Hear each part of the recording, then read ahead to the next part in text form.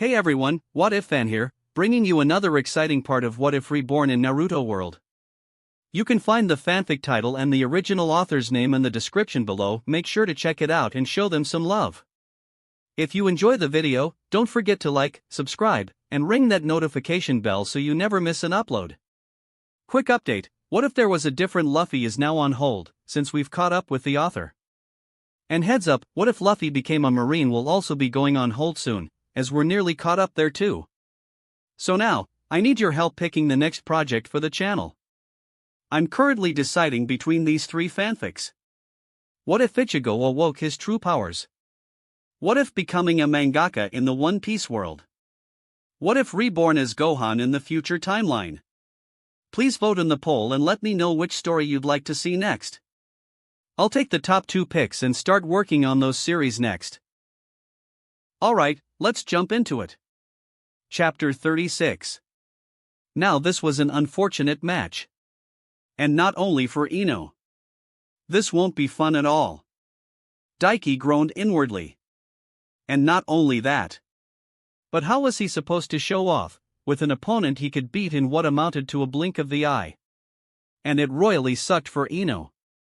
He was literally her worst matchup possible. Oh well, nothing for it, he mused with a shrug, before hopping down. Nobody wished him luck. Not even Hinata. Because nobody thought he'd need it, he was sure. While it was a bit disappointing for him. For Ino, as she made her way down, trudging her way down more like, it seemed more as if she was headed towards the gallows. Poor girl. There was a massive grimace on her pretty face as she took her position in front of him and her shoulders were slumped. This seriously isn't fair, the blonde pouted. At least you have the courage to actually face me, Daiki replied. There wasn't really much he could do here to console her. They both knew how this would end. It's impressive on of itself you have the guts to stand against the strongest guy here after all. I am pretty great, she agreed, her frown twitching into a brief smile, before she sighed. No way I can beat somebody stronger than Sasuke-kun though. Don't feel too bad about it, Daiki shrugged, and spread his arms wide and let his voice become louder, making sure everyone heard him. After all, there isn't a single genin here that can beat me. Hell, every other genin here could come at me at the same time and I'd still clap every single one of them. Yeah, why don't you say that to my face, he heard Naruto shout from behind him. Yeah, don't talk shit, Daiki, you prick. Kiba agreed with him. I would be most interested in testing that Daiki-kun, such a youthful boast. Lee added. I hate this kid. Kankoro's grumble was quite audible as well. That doesn't actually make me feel all that much better since I actually do have to fight you and not any of them. Ino pouted. I don't suppose you'd be willing to throw the fight? Usually, I'd be all for it if you made it worth my while, Daiki mused, voice lowering so it wasn't heard quite as easily. Sadly, can't do that. It's my mission to go all Tobirama on this exam and make Konoha great again. The second Hokage? Ino raised an eyebrow at him. Wait, mission? I mean, you already heard back in the first exam along with everyone else. I'm the big bad ringer, he grinned. I'm here to kick ass, take names, and show off. Basically, since this is a dick measuring contest for all possible clients to see, the old man wanted me, the guy with the biggest dick of all, to swing it around and clap cheeks. Ino took a moment to process his words before nodding. That does kinda make sense with what Hokage-sama just told us, she nodded slowly, before snorting. You should be careful with boasts like that though. What'll you do if somebody actually calls you out and asks you to prove how big a deal you are? She grinned. Depends on who's asking, Daiki shrugged, not missing a beat. I mean, if you want me to prove it, I have no problem at all whipping it out gorgeous. Ino blinked and was stunned into silence, face turning a crimson red. Hey 8-side, can we get a move on please? Sure, Daiki shrugged, and I'll be generous Ino, give you a chance to show off.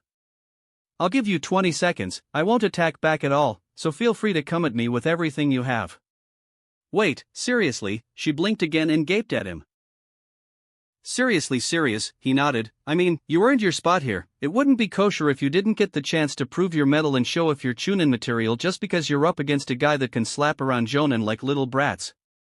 Ino bit her lip. Usually, I'd be insulted at this, but I saw how easily you dismantled that rain guy. This fight would be over an instant if you didn't, she grudgingly accepted. She had her pride as well after all. Alright, enough of this. Hayate groaned and promptly declared the beginning of the match. Daiki crossed his arms and smirked. Ino took that as his approval for her to go right ahead. She visibly channeled chakra through her feet and propelled herself towards him with a burst of speed. It wasn't the shunshin, but more of a rudimentary prelude to it. Not a bad idea either. She rushed through a couple of hand seals, and a cloud of smoke erupted around her, and just like in the previous match, multiple blondes erupted from the smoke. Each were holding handfuls of shuriken and quickly spread apart, spreading out from around his front. Each let loose, slinging 10 shuriken each towards him. A hail of 50 shuriken shot towards him. Only 10 of them were actually real though. The barrage of 10 coming from his far left, Ino had switched her positions with one of her illusionary clones to try and throw him off. A decent use of the Academy clone jutsu. Too bad he could see straight through them. He sidestepped them easily, allowing them to fly straight past his body, and didn't even blink as the rest of the shuriken passed straight through his body as if they were never there. All 5 Inos grimaced noticeably. Damn it, the real blonde cursed, and the other clones disappeared a moment later. She kept rushing him though, lunging into a thrusting knee strike, all her weight and strength behind it. He juked slightly to the side, letting her sail right past him.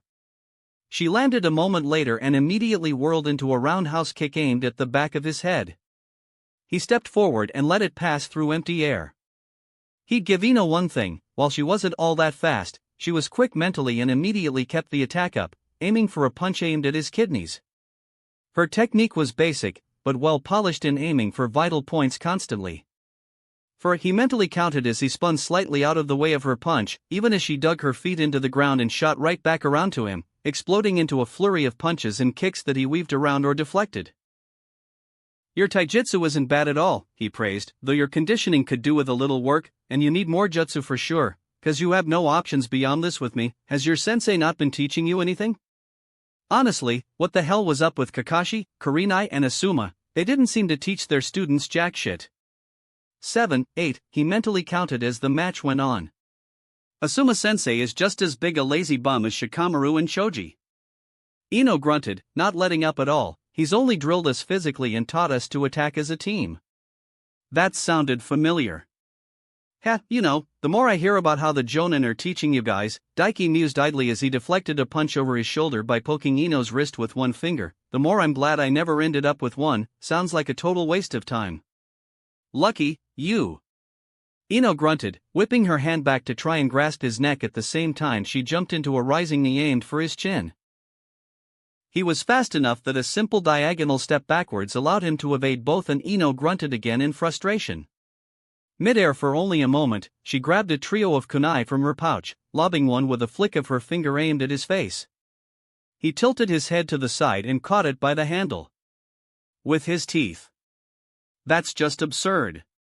Ino growled, even as she switched one of the 2 kunai remaining in her hand to her offhand and landed, pushing off with a burst of chakra and dual-wield slashing at him.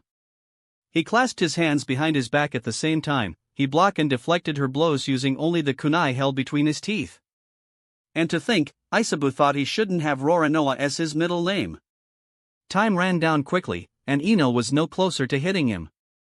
18, 19, he idly counted off.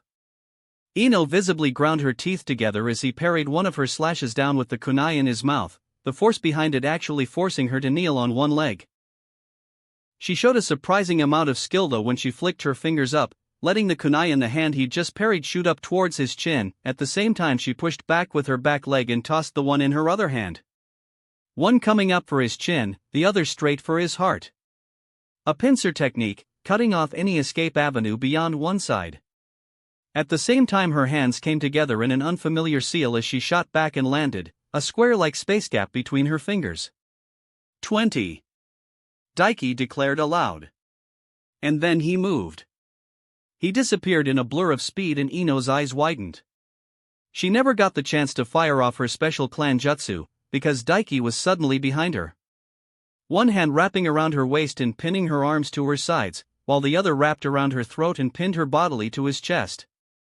And that's match. Daiki grinned down at the blonde. Not bad at all, Ino, you're a lot more skilled than I thought you were. Easy for you to say when you danced around me like a child, Ino sighed. Well, whatever, I already knew it would end like this. With you pinned against me? Daiki asked, grin widening. Ino tensed in his grip, suddenly realizing their position before relaxing and tilting her head up slightly to grin at him. Well, it's not a bad position to be in, she shrugged, though only because he allowed it. Did you want to show me you weren't lying about your boasts that much earlier? She flirted, surprising him a bit and wiggled her backside against his hips. This could be bad. While usually he wouldn't mind at all. Currently, there was one girl specifically whom he was flirting with and preparing to possibly pursue a relationship with. One girl whom was watching right now from above. It was one thing to flirt with other girls when he still wasn't in a relationship with Tenten. It was another to do it in front of her. Wait, why do I feel 4 different killing intents? Daiki blinked, confused. Did somebody have a crush on Ino that he didn't know about? I mean, if you want to see it, just look me up after this exam where we can have some privacy and I don't mind giving you an up-close and personal look. Daiki replied, and released her, stepping back. You tease, Ino pouted at him, even as she turned around and idly rubbed her throat. Well, I'll keep that in mind. With that said, the blonde turned to Hayate who was watching them drilly, his gaze completely unimpressed. So yeah, Proctor guy, I give up, surrender and all that, she declared. Ahoo. Hayate deadpanned, before slowly lifting his hand into the air. Yamanaka Ino has surrendered, the winner is Yurei Daiki. Please quickly vacate the arena so we can choose the next match participants, he said, voice completely monotone. He looked completely done with life. As the match ended, Ino visible shuddered. Man, is it cold in here or what? I just had this shiver go up my spine. The blonde rubbed her hands together. Daiki shrugged at the blonde girl's words and took his leave, making his way back up to the railing above. As he did though and made to walk back to his spot, he passed by Guy and his team, and a certain bun-haired girl wasn't very content to let him just go by. Tenten grabbed his arm and pulled him in beside her. As she did, he thought he saw Hinata narrow her eyes in his direction. Really? Tenten questioned him, gaze dry. The hell was with the flirting? Animal magnetism? Daiki replied with a shrug and grin. It was more Ino flirting with him after all. Then I might just need to muzzle you, she deadpanned. Ouch. Daiki winced, but before he could reply, a hand clapped him over the shoulder. That was a most youthful match, Daiki-kun. He looked over his shoulder to see Lee grinning at him brightly, though I am quite keen to test that boast of yours from earlier. Fine with me, he grinned back at the older boy, just make sure you pass these prelims. I'll happily fight you in the real third exam and show you why I'm the strongest guy there is. Yash. Lee pumped his fist. I will strive to do so. If I cannot defeat my opponent and make it to the third exam, I will run 5,000 laps around Konoha and on my hands. That's the spirit, Lee. Guy cheered him on. Niji, leaning over the railing, snorted, such childish boasting, the Hyuga said, mere words with nothing to back it up. Somebody's a little salty he isn't the strongest Konoha genin anymore. Daiki shrugged. It's alright, Niji, I don't think any less of you, it's only natural to be jealous of someone as awesome as me. The Hyuga merely snorted derisively and didn't reply again. Somebody would really need to do something about that guy. Assuming Naruto didn't do it, Daiki supposed he wouldn't mind kicking his fate-loving ass around. Niji was a good ally to have after all, once he got that stick pulled out of his ass about fate. And well, Daiki was pretty sure he could get rid of the cagebird seal, plus he was in line to be Hokage so he could force the issue of abolishing it. He wouldn't stand for any of his citizens being slaves. If the Hyuga wanted slaves, they should just go hunt some rock humpers. You really need to learn to stop running your mouth, Tenten sighed. It's not like you're not strong, crazy strong and skilled for a rookie, but Niji's a genius, you know? I'm a super genius 4, which is 40,000 times better than a regular genius. Daiki replied without missing a beat. Tenten gave a slow blink, before shrugging, okay. She apparently knew a losing battle when she saw one. He wasn't quite sure he liked that though. She clearly didn't believe him. I'm stronger, faster, more durable, no more jutsu, he shrugged and pointed out, on top of that the gentle fist doesn't work on me. Don't go assuming just because you play with Hinata-sama and Hanabi-sama that you've seen the true power of the gentle fist. Niji snorted derisively once again, not even turning around to look at him. The difference between my taijutsu and theirs is as vast as the distance between heaven and earth. Ooh, how testy. Being more skilled at it doesn't change what it does, and what it does has no effect on me, buddy, Daiki shrugged, but I'll happily prove to you how much stronger I am once we fight in the third exam, assuming you don't get your ass kicked. Your words mean nothing, fate has already decreed that I shall be the victor. Niji replied simply and said nothing more. What a boring guy. He didn't get the chance to say anything else though, because Hey-8 apparently decided it was time to get a move on. And the huge screen began to rapidly cycle through names. Before landing on two surprising names. Daiki blinked. Ha! Temari versus Tenten. Maybe fate really did exist? Ha, guess I'm up. Tenten grinned eagerly, punching a fist into her palm. She had no idea that besides himself and Gaara, Temari was the worst possible matchup for her here. Gonna wish me luck, she asked him, grin widening. Good luck, he replied, giving her a half smile. If you win, I'll give you a present. Is it a lap dance? Tenten asked impishly, raising an eyebrow at him challengingly. If you want, but I don't quite have hips like yours, he involuntarily grinned. Well, I'll hold you to that then, she laughed, walking past him on her way down to the arena below, but as she did, she whipped her hand out and smacked him on the ass. He blinked owlishly. Tenten, both Lee and Guy goggled at her actions in shock.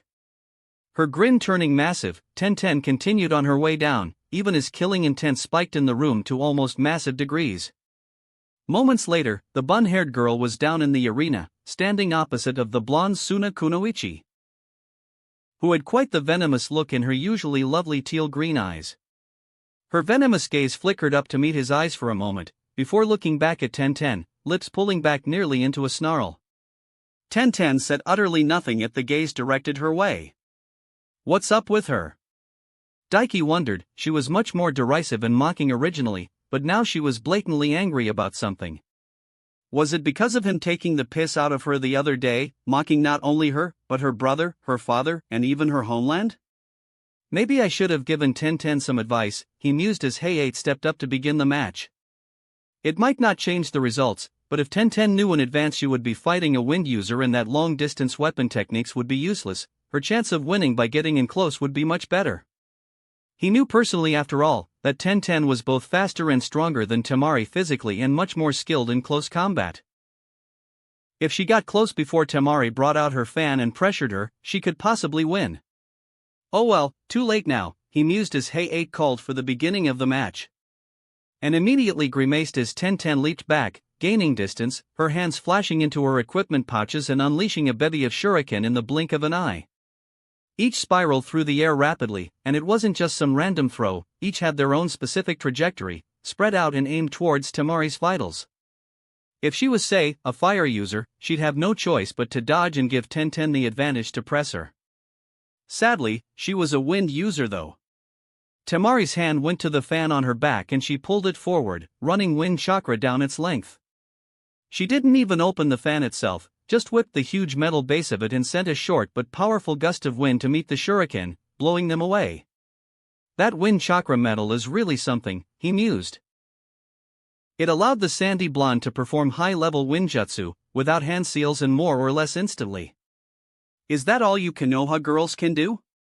Temari scoffed loudly, throw around hunks of metal like some little academy brat? Tenten's lips fell into a frown, but she didn't reply with words. Instead, she reached for her pouch, drawing 5 kunai and with a whip of her hand, sent all 5 soaring through the air like bullets towards the blonde, 1 aimed for her head, 1 for her neck, 1 her heart, and 2 at her kidneys. It was quite an impressive throw actually. This again? Temari scoffed, unveiling her fan ever so slightly and swinging it. Once again, a burst of wind chakra sent the barrage of kunai flying away. But Tenten wasn't idle. Already having leaped into the air, the bun-haired girl drew a single scroll, unrolling it and giving it a whipping motion as if it were a whip itself. Daiki saw her chakra spreading through the scroll itself, going through each and every single storage seal inscribed on the scroll. There was a burst of smoke, and a split moment later, dozens of different weapons rained down from above down towards the blonde. Swords, spears, sickles, scythes, axes, kunai, shuriken and more. And with their trajectory, they didn't just go for Temari's front, but as they fell, spread out so they were coming towards her from each angle. Humph. Temari opened her fan a bit more and spun, unleashing another, though much larger burst of wind chakra that spiraled around her form and blew away all of Tenten's weapons once again. It was almost comically unfair how badly Tenten's skill set matched up against Temari. But such was the life of a ninja. Unfairness galore. If one couldn't overcome a bad matchup, they were destined to fail and die during their missions at some point, usually quite early in life. TCH. Tenten clicked her tongue as she landed. Done already? Temari taunted, slamming the butt of her fan into the ground and leaning on it casually, tauntingly. Not quite. Tenten replied. No, you are. Temari denied, the blonde heaving her fan up before whipping it around, the 2 moons on it displayed proudly, wind style, wine cutter jutsu. From the fan, a compressed torrent of slicing winds were released, roaring through the air towards Tenten. Just before they hit her though, the bun-haired girl launched herself into the air, a pair of scrolls pulled from her equipment pouches. The wind tore through her previous position, leaving great gouges in the ground. As soon as she unrolled them and channeled chakra through them, a pair of smoky dragons erupted from the scrolls and rushed down towards Temari. Or so it seemed.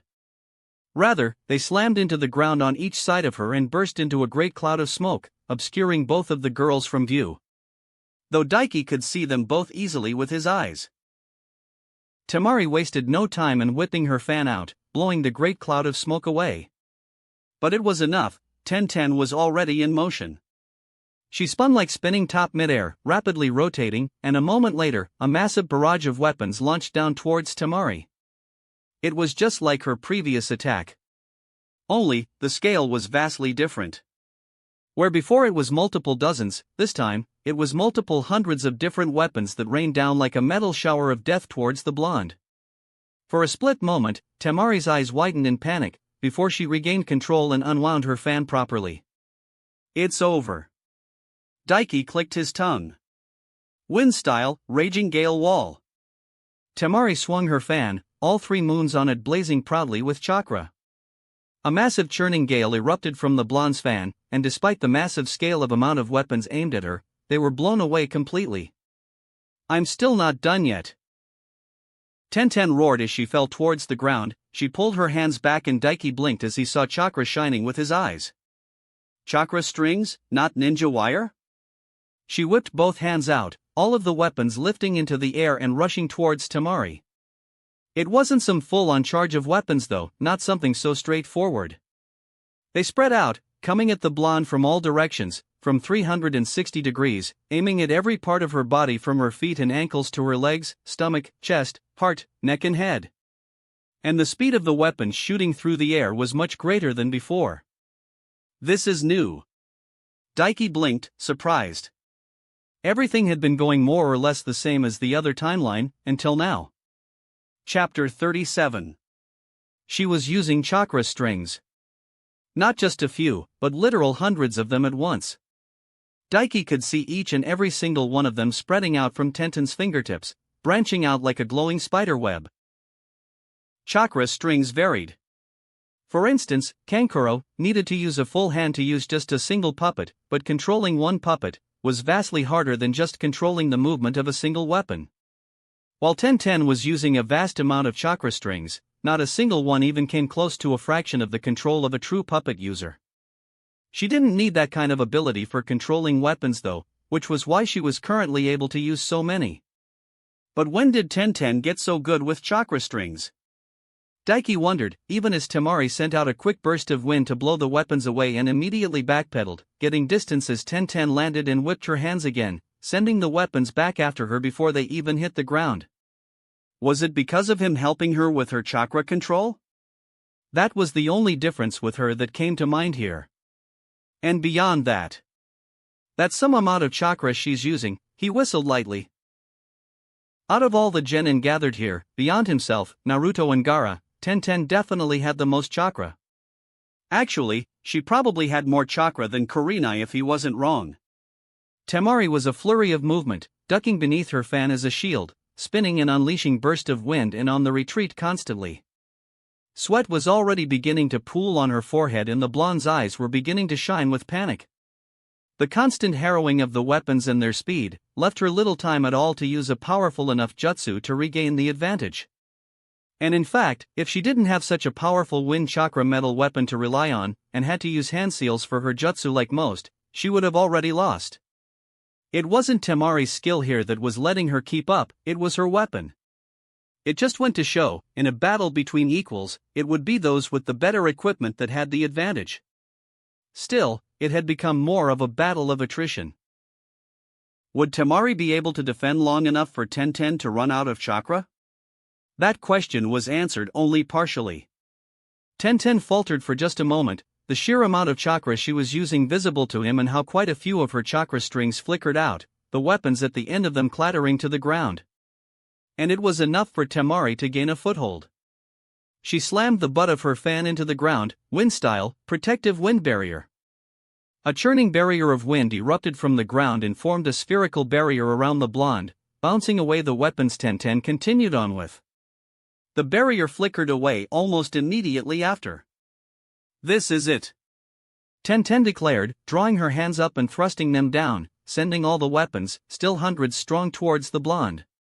The blonde, who had used the split few moments of being protected by her wind barrier to raise her fan up above her hand. "Yeah, it is," the blonde agreed, wind-style. Great task of the dragon. A powerful gale wind sparked into existence up above, and a moment later, a huge, massive, even, glowing green tornado of wind erupted and roared down like a churning dragon. Just before the weapons would have gave Temari the same outfit as a hedgehog, the massive wind jutsu shot down, enveloping the bun-haired girl, and almost immediately, the chakra strings flickered out and the weapons clattered to the ground uselessly. He heard Tenten scream in pain only for a moment, before her voice was drowned out by the roaring hurricane. "That's some jutsu." Daiki grimaced, definitely an A-rank jutsu if he wasn't wrong. Though even with her fan enhancing her ability and making wind jutsu cost much less chakra to use, Temari could only hold it up for a short period of time. The blonde slumped to her knees, panting deeply, exhaustion etched on her face as she leaned against her fan. And a split moment later the huge hurricane flickered and died away. And Tenten came into view, her eyes shut and body filled with bleeding lacerations from where the wind jutsu had sliced into her body all over. She hit the ground a moment later with an audible thump, completely unconscious. While Temari panted deeply in exhaustion and kept a keen eye on her downed opponent, Tenten didn't even twitch. She was so still, Daiki might have feared that jutsu had killed her, if not for the fact he could still see her breathing, see straight through her chest to her heart and see it still pumping, if slowly.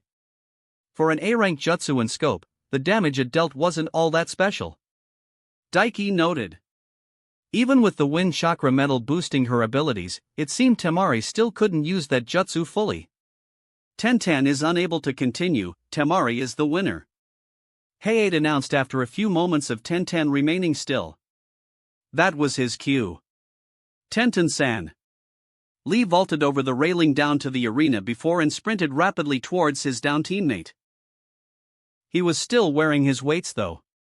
So before he even made it halfway to her, Daiki had already rushed past him and scooped the older girl up into his arms. "Daiki-san?" Lee skidded to a halt, blinking at him in surprise. "I've got her, don't worry." He nodded to the older boy. Okay, the bull-haired shinobi looked a little lost. Better him than the medic ninja on staff, really. If any complications came about, he could provide way better healing than them. And he definitely wasn't gonna let Tenten die. He made a single hand seal even with the girl in his arms, a swirl of leaves forming around his body as he disappeared with a shunshin.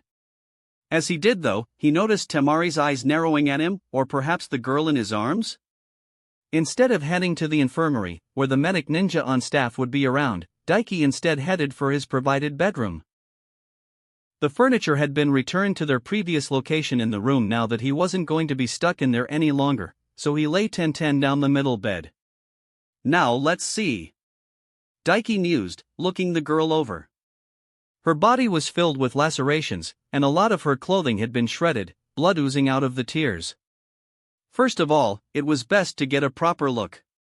So Daiki made a single hand seal, a green aura forming over his hands as he used the mystical palm jutsu and began examining the girl's body internally. He hummed. The mystical palm jutsu was perhaps his most used jutsu beyond the shadow clone jutsu. He was very much experienced with it. So it didn't take long at all for him to examine the older girl's internal body and feel out her injuries. It wasn't too bad. Beyond the lacerations on her skin, she had some internal bleeding to go along with it in her stomach, and her ribs were broken, her left femur was heavily bruised, and her left shoulder was cracked. Pretty bad, for a normal ninja at least, but nothing he couldn't heal up with his medical jutsu within a few hours. This was a good chance to experiment with something though. He focused on the seal upon his neck, drawing on the powerful combined chakra within that grew ever so slightly as time passed on. As he did, he focused the chakra into his eyes, his scarlet red eyes shining with a red glow that lit up the room. The energy shifted into pure life force and he directed it into the green healing aura of chakra around his hands. Almost immediately, it shifted into a bright and warm glowing silvery white energy, and he spread the energy over the older girl's body, expanding it until it looked like she was wrapped within a protective cocoon of energy. Almost immediately, the gashes and lacerations along her body began to close up before his eyes, and with the mystical palm jutsu, he could feel in real time as her internal injuries and injured bones began to mend as well. In just 30 seconds, he was done. And all of Tenten's injuries were healed as if they were never there to begin with. Well, the dried blood and shredded clothing spoke for themselves though. Not bad. Daiki grinned, dispelling his jutsu and wiping the sweat that had formed on his forehead from concentration. Experiment success, though he figured it would go that way anyway. Converting the energy of Jello, star chakra, and natural energy into a healing jutsu with his eyes, amplified the healing abilities of the mystical palm jutsu massively. And it only took a small spark of that energy within his seal. He could probably restore lost limbs with this kind of jutsu. It's not really the mystical palm jutsu either at this point, he mused. Well, it was, only amplified. Kind of like the sage arts. Shinkigen style, mystical palm jutsu. Maybe? Or maybe just mythical palm jutsu? If he was Minato Namikaze, he'd probably name it something like the mythical resurrection life revitalizing palm of the immortal starry scarlet turtle heavens jutsu. Now he was half tempted to go with that absurd name just to see people's reactions when he called the name of it out. A groan coming from the bun-haired girl on the bed beside him drew him from his thoughts, and he looked down to see her eyelids fluttering open as she woke. Ugh! She groaned, before blinking and looking at him. Daiki? Have a nice rest, sleeping beauty, he teased, feeling alright? For a second she just stared at him, before frowning and giving a disappointed sigh. So I lost then, she asked, shoulders slumping in defeat. More or less, Daiki shrugged. It was pretty close though.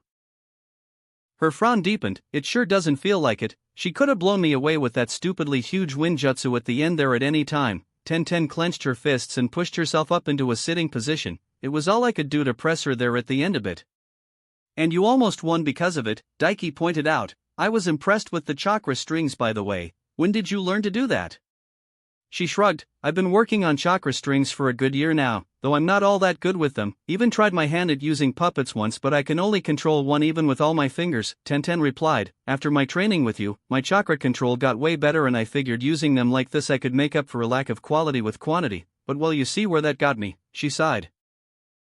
There's no shame in losing to Temari, you know, he assured her. She's a year older than you and is the oldest kid of the Kazekage. On top of that, she could only use her wind jutsu like she did because her weapon is a pretty high-grade wind chakra metal. Plus, wind jutsu was one of the worst matchups for you. Hell, she did far better than her other self had at least. Tenten snorted. A loss is a loss, Daiki. The excuses pretty it up. But I still got my ass kicked. She shrugged, though. You seem to know a lot about her. Something you'd like to tell me? She arched a brow at him and gave him a dry gaze. She confronted me over making fun of her brothers and village, he admitted. Avu, Tenten's arched eyebrows seemed to pierce into him. And you flirted with her, she accused. Smartly on her part.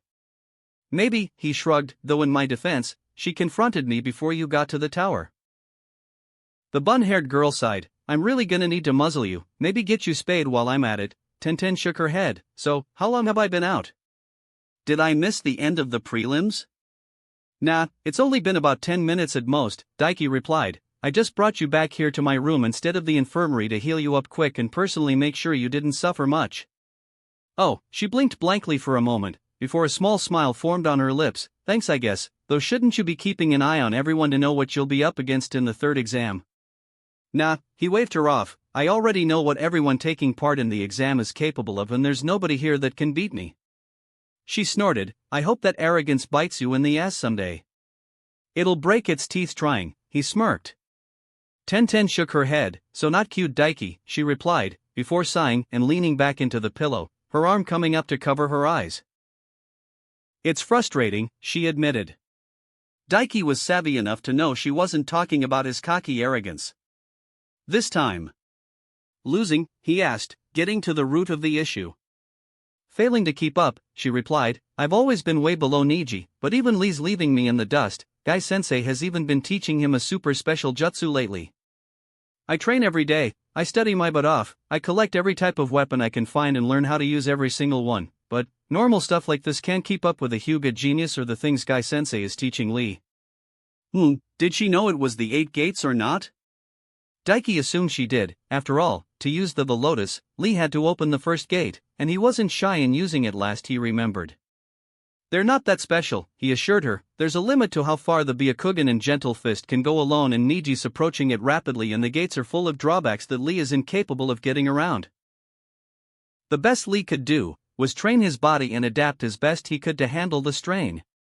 He wasn't like Daiki or even Naruto, who had innate healing abilities that would massively lessen the strain on them from the 8 gates. You even know about the gates, huh? Tenten mused, biting her lip. When you come away with stuff like that so casually, it almost makes me believe you're boasting about being as strong as you say you are. I'm being truthful, it's not my fault if nobody believes me until they get my foot up their asses, Daiki shrugged. I suppose seeing is believing, so you can watch me kick everybody's asses in the 3rd round. For a moment, she was silent. Then she lifted her arm from her eyes and looked up at him, her eyes slightly red and puffy. It looked like she had been on the verge of crying in sheer frustration.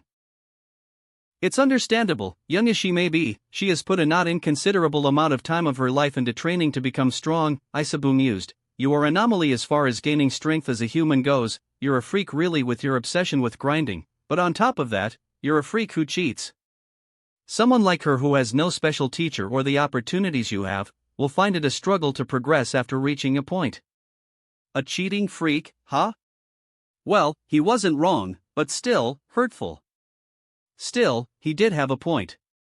Tenten had quite large chakra reserves and she was very, very skilled at what she did.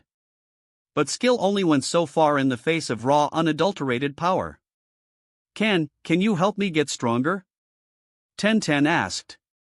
He blinked. Ha. Okay. Daiki agreed with a shrug. Tenten stared at him. Just like that, she asked, looking quite lost. Just like that, he nodded. While he was going to be pursuing a possible relationship with this girl, and as such it would be in his best interests to make sure she didn't kick the bucket on missions, there was also something else. Tenten had trained with more or less every type of weapon, to the point where she was basically a master of almost every type of weapon, or at least every type of general weapon shape. On top of that, she in the future would have went on to be able to use the tools of the Sage of 6 Paths, be better with them even than the Gold and Silver Brothers, or Darui. The skill was there, the potential was there, and the drive was there. If he helped power her up, she would be a great help in the future. Honestly, out of all the Konoha 12 as they were called in the other timeline, besides Naruto and Sasuke, Tenten was probably the easiest of them all for him to help reach S-class tier. Especially with what he had sitting in his Dimension Force seal gathering dust. Well, not really, since there wasn't any dust in there, but the point remained. I kind of expected to have to plead with you a bit or something, maybe bribe you. Tenten pointed out slowly. I mean, you still can. It might make me help you even more, he pointed out with a grin. I'm partial to dash. Lap dances, I know, she cut him off, giving him a dry look. You're an idiot, you know that? I know you are, but what am I? Daiki retorted, grin widening at his epic retort. She rolled her eyes and sat up, and then surprised him by promptly standing up, only to sit right down atop him, straddling his thighs, wrapping her arms around his neck. Still an idiot. Tenten replied, before leaning forward and pressing her lips against his. It wasn't some epic passionate kiss, and more really just a chaste press of her lips against his for a few seconds before pulling back and pressing her forehead against his gently, staring into his eyes. Still, thank you, she said gratefully. Jumping the gun a bit, aren't you, he chuckled, wrapping his arms around her waist. You don't even know if my training help will be all that good, he pointed out. That wasn't for the training help, that was just me marking my territory, Tenten snorted. You've got too many girls hounding after you. Since when? His forehead wrinkled in thought. At most he'd flirted a bit with Sakura and Ino, but they were still solidly into Sasuke. Feelings didn't change that easily. Temari thinking he was hot didn't mean she had feelings for him either. Well, he did have that little heart-to-heart with Sakura, he supposed, and she was receptive to his flirting and seemed to have opened her eyes a bit. But that didn't really change anything at the moment. And it wasn't like she knew anything about his arrangement with Anko. Which, now that he thought about, probably wouldn't go anywhere since Tenten was all but saying she wanted to date him right now. He was a lot of things. Many of them bad, such as an asshole, a prick, a serial killer, a thief, a bastard, devilishly handsome. But he wouldn't cheat on someone. Unless they were cunts. Well, that sucks, guess I won't be riding Anko like a pony, but oh well, he withheld a sigh of disappointment. Well, not really a big deal in the grand scheme of things. How do you flirt so easily and so much, yet still be such a dunce about this kind of thing? Tenten arched an eyebrow at him, deadpan look in her eyes. I'm a genius, what can I say? Daiki shrugged and unwound his arms from the older girl's waist, holding one arm up, but since you're big on marking your territory apparently, these will probably fit you best. He focused on the Dimension Force seal and pulled one of the summoning contracts out of it, the huge scroll appearing atop his palm a moment later. What's that? Tenten looked up, confused. A summoning contract I made, he replied, for a pack of giant black mane wolves. They're big and will get tougher and smarter thanks to the contract, though they need training, so that'll be up to you. What? Tenten stared at him blankly. How the heck am I supposed to train giant wolves? Kakashi owes me instructions on training Ninken, so I'll give them to you, Daiki replied. I'll give you or show you everything you need to do to become super strong. The actual training will still be up to you though. He couldn't hold her hand through it, not when he still had a ton of shit and training of his own to go through. Oh, Tenten blinked. Wait, you're just giving me what amounts to being able to make my own summoning clan, training, and all? Like, how'd you even make a summoning contract anyway? 'Cause I'm awesome, like I keep saying, he shrugged, and yeah. A lot of what I'll help you out with will have to wait until after these prelims though, and during the month leading up to the third exam. What do you mean a month leading up to the third exam? Won't it just be right after the prelims like the others? She asked. Nah, there'll be a month break before it to give everyone a chance to train more and show off to those coming to watch, he replied. That makes sense going by what the Hokage said, Tenten nodded. But, how do you know that? 'Cause I'm the next Hokage. Daiki smirked. Tenten rolled her eyes. If you didn't want to tell me, you could have just said it was a secret. Like anyone will believe that, she snorted. Why was it nobody ever believed him when he told the truth so blatantly? She unwound her arms from his neck and stood up, accepting the scroll from him. Still, thanks for this, she smiled down at him, summoning scroll in her arms. Don't mention it, he waved her off. Just call me Sugar Daddy Daiki. He winked at her. You have some weird fetishes, you know that, she replied blandly. First there was that simpering personality you had me put on, then the lap dance obsession, and now this? It sure was lonely being a genius. Nobody understood his greatness but himself.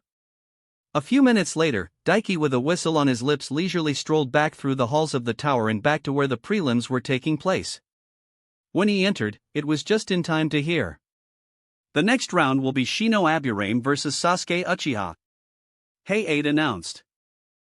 Neat, he got back in time to see Sasuke fight. He noticed though as he jumped back up to the balcony above, that the room was a bit less full than it was before. He couldn't see Kiba, Choji, or that stretchy dude from Kabuto's team. He passed by Team 10 on his way over to Team 7 and couldn't even give Ino a wink as he went past. His attention was drawn to Shikamaru. The shirtless Shikamaru, whose bare torso was littered with claw marks. Have a wild night, buddy? He asked with a grin. Shikamaru just gave him a bland look. That would have probably be even more troublesome, he replied. No, I just fought Kiba, him and his puppy were a massive drag to take down. Huh, he beat Kiba? Interesting, Daiki would have pegged Kiba to be the one to win a matchup between those two in an area like this. Where's Choji? He asked. He fought before Shikamaru, Ino shrugged, drawing his attention to her. He fought against that Kabuto guy's teammate, a total freak by the way who could stretch like he was made of rubber, and he choked Choji out. I can't believe Shikamaru was the only one of us to pass this stupid exam. Well, that answered that. You sure took your sweet time coming back, kid. He was distracted by Asuma-sensei speaking up before he could respond to Ino, and after rushing off with Guy's little girl too. Something you want to admit?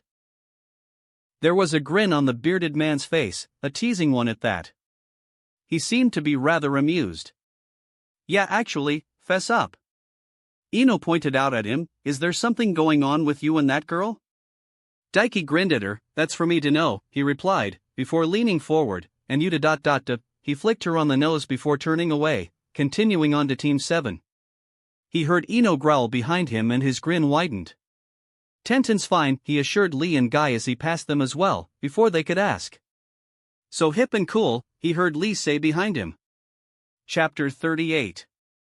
Well, look who it is, Mr. Knight in shining armor himself. Kakashi looked up from his book as Daiki approached him and his team. Did your fair maiden give you a reward smooch? Yes, actually. A very nice one, to be honest. Chaste as it was. Not that Daiki was going to mention that when Sakura was standing right there, her head turning away from looking down at Sasuke to him when Kakashi spoke. Just because you're a virgin, Kakashi, doesn't mean you get to live vicariously through me. Daiki responded idly. He was really only half paying attention to Kakashi. The rest of his attention was focused on the arena below. Specifically on the black-haired Uchiha that had paused upon his return to the massive room and looked up at him, staring him straight in the eye. They held eye contact for a few moments, before Sasuke smirked and turned away facing his opponent, Shino. You can cut the tension with a knife, Kakashi commented with a giggle. Something you want to share with the class, Daiki-kun? Kakashi-sensei! Sakura cried out, aghast. Daiki took his attention off of Sasuke and turned to look at Kakashi. He was going to give him a whopper of a glare. But he could only muster a deadpan stare when he saw Sakura's face was bright red and wearing a warped smile, green eyes glinting with interest as she looked between him and her teammate down below. Daiki sighed internally. He forgot she was actually a total closet pervert and was into that kind of thing, or so Naruto's reverse harem jutsu from the other timeline had him believe. I don't get it. Naruto added, eyes narrowed into thin slits and face scrunched up in thought, making him look a bit like a fox. There's nothing to get. Daiki assured him with a wave of his hand. Kakashi is just a sad sack who's been dateless for so long that he's seeing things. Now that's just hurtful, Kakashi shrugged, I smiling all the way, but I'll have you know I see plenty of women. Name one. Daiki snorted. Your mother. Kakashi's grin was so broad it was visible through his mask. Kakashi-sensei, you can't say that. Sakura gaped at the man, head whipping around to stare at the man in shock. I just did, the man giggled, unashamedly. My mother's dead, you know, has been for over a decade. Daiki shook his head, the implication not even fazing him. That says a lot about you, that your go-to is banging a corpse. I'm a man of cultured tastes, Kakashi shrugged his words off again, unlike a child like yourself. More like a man of small ability. Daiki emphasized the word ability and gave a roll of his eyes. If he wanted to play it like this, he could do it too. The only way for you to get to a girl's heart is with that Chidori of yours. Kakashi twitched, though it was so quick and so small. Daiki doubted Sakura or Naruto picked up on it. You're one ruthless kid, you know that? He shook his head. You started it. Daiki rolled his shoulders and smirked. I suppose I did, Kakashi nodded, fair enough. And that was that. I don't have any idea what's going on. Naruto was looking even more lost. Sakura nodded right alongside him. I don't get it either, the pink-haired girl admitted and gave them both an odd glance. Why were you insulting each other like that? And bringing up someone's dead mother is just mean, Kakashi-sensei, especially like that. Naruto nodded. Daiki's a cocky dick, but you don't just say that to somebody, Kakashi-sensei. It's nothing personal, kind of, Kakashi chuckled. I'm just doing my civic duty to deflate the ego of one of our up-and-coming valued shinobi before it gets him killed. I just have fun taking the piss out of this guy. Daiki crossed his arms and nodded his head in agreement with the man. Besides, we'd be pretty shitty shinobi if insulting a dead loved one was enough to make us lose our cool. True, Kakashi nodded. For a hormonal cocky little brat you have a remarkable control of your temper. Most in the same situation as you family-wise would have flown off the handle at something like that. Yes, well, he was long since accustomed to yo mama jokes and insults. Anyone who spent any time on the internet needed some thick skin unless they only frequented hugbox safe spaces. Naruto grimaced noticeably and opened his mouth to respond, but the whiskered blonde was cut off by Hey 8. Shino Aburame vs Sasuke Uchiha, begin, the proctor called out. As soon as the fight began, both fighters moved in the exact same direction. Sasuke exploded forward, chakra pushing from his feet to give him an accelerated boost and rushed towards Shino in a blur of speed. Sasuke had learned that little trick as well? Well, not like he can copy my jutsu, so it's no wonder he doesn't know the body flicker yet. Daiki mused. Sasuke could copy his taijutsu techniques, but he couldn't copy his ninjutsu. The way the Sharingan worked was that it imitated those in the vision of it perfectly and ingrained that in the user's memory with perfect recollection, akin to photographic memory. The problem in this case was that, thanks to the Shinkigan, he could wholly mask his chakra from even the Sharingan, and as such, Sasuke was unable to copy any of the jutsu he used when they sparred. As Sasuke rushed him, Shino fled in the same direction, backpedaling backwards rapidly to get distance, though noticeably much slower than Sasuke. The sunglasses-wearing Aburame lifted his hands up, jacket sleeves spread wide open and a pair of hazy black clouds erupted from his sleeves, each swelling to larger than an adult man and shooting through the air towards Sasuke. Though these clouds were not made of vapor or smoke, but rather, tiny buzzing chakra-absorbing insects. Instead of retreating or even pausing to make sense of what was heading his way, Sasuke pushed off up into the air, rocketing up far above Shino and ran through a blurring set of hand seals, before cupping a hand around his mouth and exhaling. Fire style, fireball jutsu. Sasuke spat out a massive fireball, easily larger than 3 men put together, and Daiki had to withhold a whistle. It was easily the biggest fireball he'd seen Sasuke fire off. His chakra capacity has increased noticeably after being exposed to the cursed seal, just like yours did initially. Isabu commented. True, that did make sense. Not only was the fireball big, but it was fast as well. Shino had no choice but to cut off his backpedaling and rushing to the side, fleeing the attack that slammed into his previous position and exploded against the tiled floor into a wave of flames that washed outwards in all directions. Shino had to jump a split moment later to dodge that secondary effect, leaving him in mid-air. If only for a moment. A moment Sasuke took advantage of. The Uchiha had already landed and shot towards him, flicking his wrist and sending a bevy of shuriken spiraling through the air towards the bug user. The Uchiha didn't even seem winded from his fireball jutsu.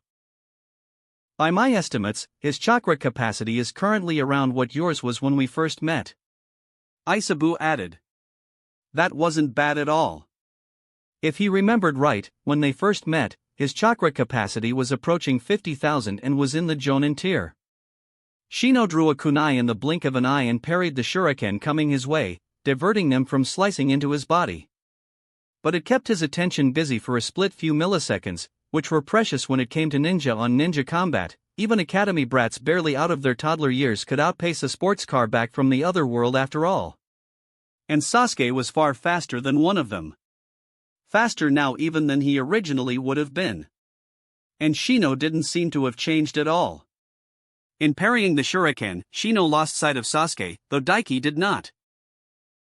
The Uchiha circled around in a blur, getting around the bug user as he turned, right in time for Sasuke to spring forward, launching a high kick that caught the bug user under the chin. Ho! Daiki's eyebrow rose in interest as Shino rocketed up into the fair from the force of the blow, laying prone and airborne up above. And Sasuke used the chance to push up off of the leg he'd sprung off of to kick Shino and shoot up into the air after him. That's dash, he heard Lee shout in shock.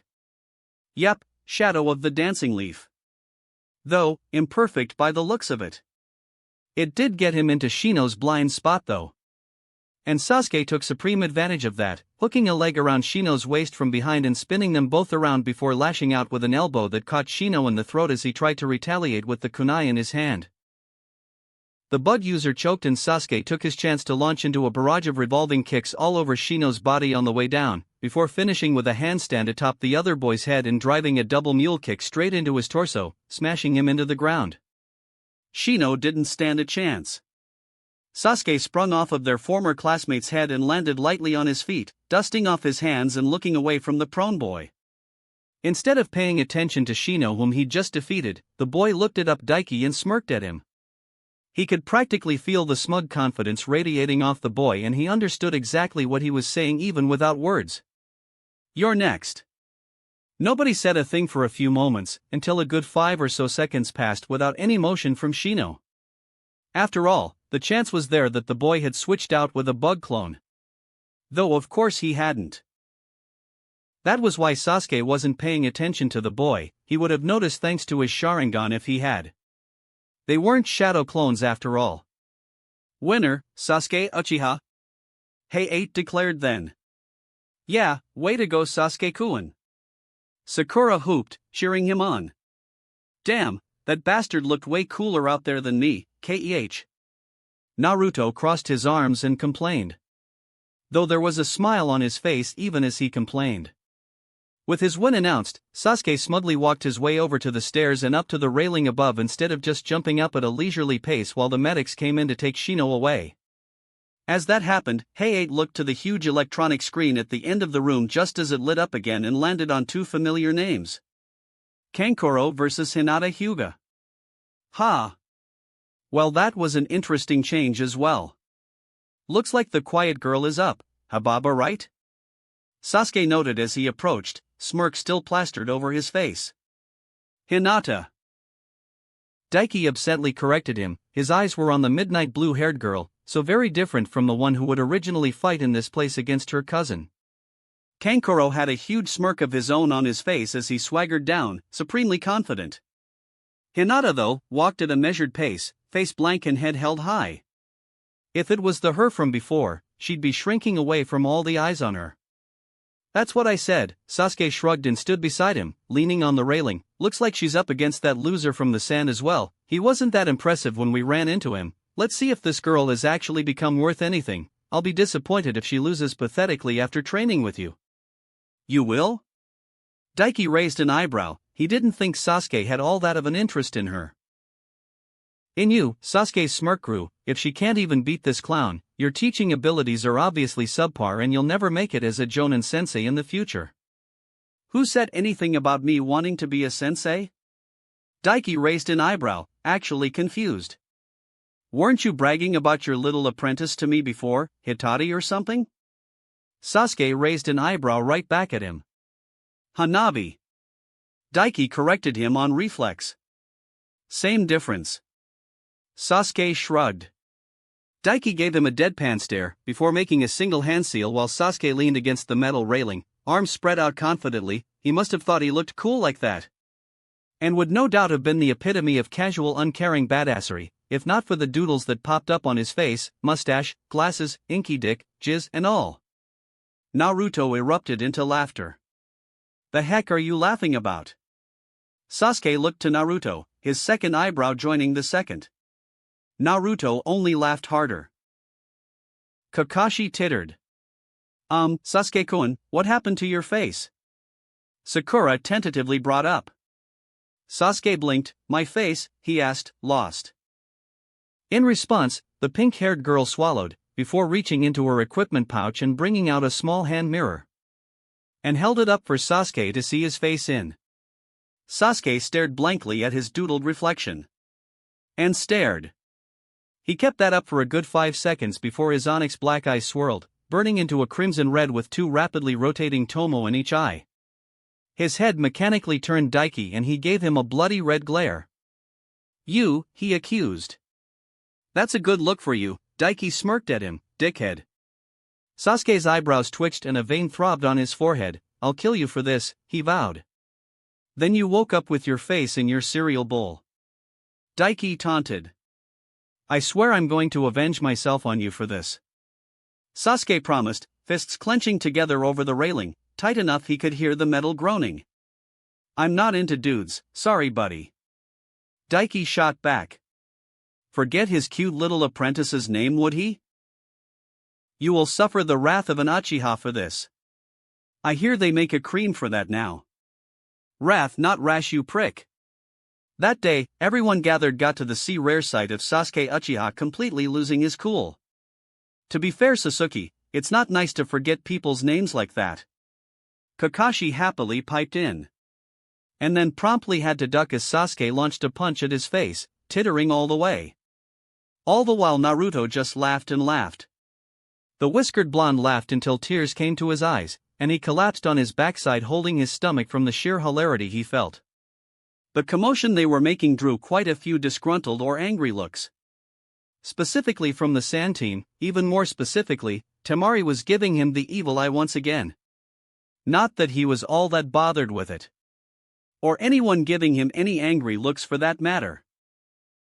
Still, Hayate gave them a pointed look. Their shenanigans were causing enough of a ruckus that it was holding up the next match. So Daiki, being the ever-generous lad he was, sealed away the doodles once more. It didn't stop Sasuke from glaring at him though. Hate you, he said, leaning over the railing, facing down at the arena below, but his attention was on him, eyes glaring through his peripherals. Hate you so much. You know, they say there's a fine line between love and hate. Kakashi hummed and Daiki resisted the urge to snort as Sasuke wrinkled his nose in disgust. Still, fun as this is, what brings you to our little corner of the railing? We're standing right in the middle of it. Daiki deadpanned only for Kakashi to shrug. I'm here for my payment, remember? Oh, is that so? Kakashi mused, before reaching into his pouch and pulling out a rolled-up scroll and tossing it Daiki's way. There you go. Wait, what payment? What's in the scroll? Naruto asked as Daiki caught it. Training methods for training dogs. The Tangenin shrugged, slipping it into his own pouch. That just seemed to confuse Naruto, and he wasn't alone. Why? Sakura asked, eyebrows raised, and giving him an odd look. I don't think how much of a dog you are factors into this kind of thing. Sasuke snorted, a smirk spreading across his face at Sakura's little dig at him. Woof woof. Daiki replied. Sakura gave him a dry look. His attention was taken by the two who had made their way downstairs while their little commotion was going on. Specifically, his eyes were on the midnight blue-haired girl, so different from her previous self, who stood opposite Kankuro. Oh great, Kankuro huffed. Not only do I need to fight a brat, but a little girl at that, he commented, arms crossed casually. Hinata didn't respond at all to his words. Instead she ignored him entirely and looked over her shoulder, her pale white eyes locking with Daiki's own. Kankuro audibly growled at being ignored, as if slighted. That was a good move on her part. Both Kankuro and Temari were all up on their high horse over Konoha right now and looked down on them as if they were lesser just because they weren't struggling financially like the Sand Village. Though he bet Hinata wasn't at all thinking of that. She smiled lightly his way and he smiled back, before giving her a wink and a nod. She had this. Her smile twitched up a bit more, before she turned back to face her puppet using opponent. The white-eyed girl slid one foot back, both arms coming up, one slightly above the other, fingers pointed outwards, the beginning stance of the gentle fist. TCH. Kankuro clicked his tongue. Hayate looked between both of them, making sure they were both ready before lifting his hand and bringing it down. Begin, he declared. As soon as declared the beginning of the match, Hinata's chakra pulsed. Byakugan. She voiced, and he saw the telltale veins pulsing around her eyes before she promptly pushed off, rushing towards Kankuro, who stayed standing still. A smirk played across Kankuro's face as she rapidly approached him.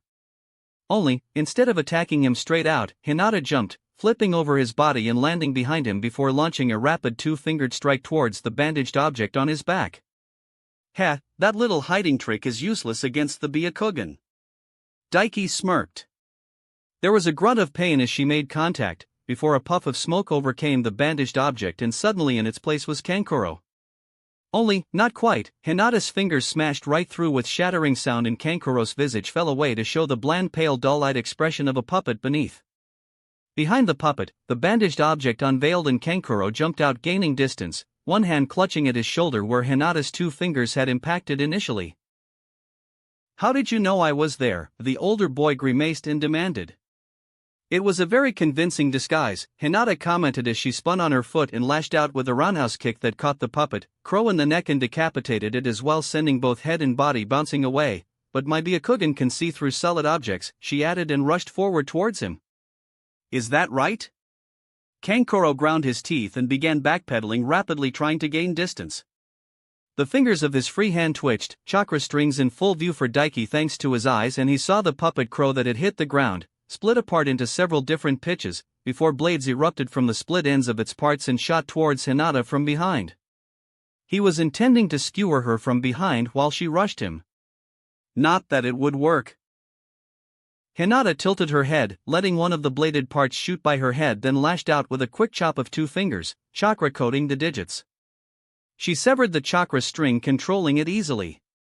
What the hell? Kankuro gaped, eyes wide with shock. Despite his shock, he wasn't idle though and let go of his shoulder and with both hands now controlled the puppet parts, each spreading out and shooting at Hinata from all angles like bullets. She was forced to stop her pursuit of the older boy and spin out of the way of one, ducking under another, jumping the next. It almost looked like she was dancing as she wove between each of the bladed puppet parts without ever taking her gaze off of Kankuro. How the hell are you doing this? The boy grunted out in frustration. Chakra ignited around Hinata's fingers as she got her timing down, and she moved in a spiraling spinning blur, lashing out with both arms and slicing through the chakra strings of a puppet part each time she dodged. Upon the last one, she swept her foot around to bring her back around to face Kankuro and pushed off, rushing towards him. To quote a boy I know, Hinata replied, "Fuck you, that's how." Kankuro wasn't a physical specialist, so despite Hinata not being the fastest out there of the Konoha genin, she was still faster than him, and now with his ace in the hole taken care of, she had no reason from hesitating and rushing him. Bitch! Kankuro spat. Literally. Just as she was upon him, he spat out a few senbon, each point dipped in a liquid substance at point-blank range. Too bad for him though. Hinata ducked, skidding underneath them, feet grinding against the ground with chakra. "You are within my range," the girl declared. He could see them clearly with his Shinkigan. As could Hinata with her Byakugan. 2 palms, Hinata declared softly as one palm smacked into his solar plexus, while the other caught him in the chin, before she spun again and smacked his shoulders with 2 strikes and continued on. 4 palms, 8 palms, 16 palms, 8 trigrams, 32 palms. Hinata's hands were a blur of motion as she struck Kankuro all over his body. The last palm strike smashing into the core of his stomach and bodily lifting him up and sending him flying back a few feet to smash into the wall, where he promptly slumped to the ground unconscious. Ho! Daiki's eyebrows rose in interest.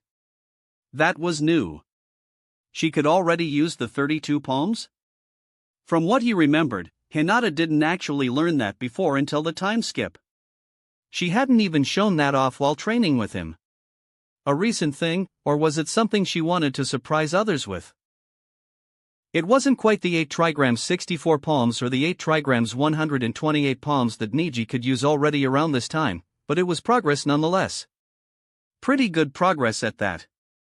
The difference between the her of now and the her of the other timeline was like that of night and day. Unlike Sasuke, Hinata didn't take her eyes off of Kankuro. Just in case he managed to get up, she stayed in her stance, ready to keep on attacking in case he made any move. Hinata Hyuga is the winner. Hey-8 declared after a few seconds of the puppet user remaining limp on the ground. Only then, after being declared the winner, did Hinata relax, sliding out of her stance and letting out a noticeable sigh of relief. When did Hinata get so strong? Sakura commented. You can thank this idiot for that, Sasuke snorted, jabbing a thumb at Daiki. She's been training with this stuff almost as much as me. Sakura blinked before looking at Daiki and her gaze turned dry. That makes sense, Hinata is cute, especially with that longer hair, and I remember someone going on about how he liked longer hair as well, the pink-haired Kunoichi commented. Her gaze flickered down to her hands where the seals he placed on her for his jutsu was. Well, the results speak for themselves, he shrugged, before looking to his side, specifically where Team Guy was. Lee was clapping happily, as was Guy. His attention though was drawn to the other male member of their team. Niji had his hands gripped around the railing so hard Daiki wouldn't be surprised if the metal was warped, and he was visibly gritting his teeth angrily. Dude needed to take a chill pill, man. That could be a problem though. Niji is pretty strong and a great ally to have, but with this, Naruto isn't exactly gonna get the motivation to kick his ass and remove that huge stick from it, he mused. So would he have to take care of that then? But Naruto's message had a much bigger impact because of how much of a failure Naruto himself was considered. Despite never actually being one, just poorly trained and ignorant. Well, it would be something he needed to look into at least. His eyes drifted from Niji to Hinata, who was making her way back up after being declared the winner. Her eyes were on him as well. He flashed her a thumbs up and a nod. He could of course talk to her in her head thanks to his eyes and the jutsu he learned from Fu, but he was leaving it for now. Better to congratulate her in private. She smiled brightly at him, cheeks darkening a bit as she made her way back to her team. Guess not all of that shyness of hers had been dealt with. It was cute though when it wasn't her main trait. He looked away as she reached her team and was congratulated by Kurenai and Shino, Kiba still being in the infirmary. And he was just in time to see the huge electronic board light up once again and rapidly cycle through names before landing on 2 of the 4 left ready to fight. Sakura Haruno versus Niji Hyuga. Ha! Well, she's fucked. Daiki mused. Then again, better Niji than Gaara.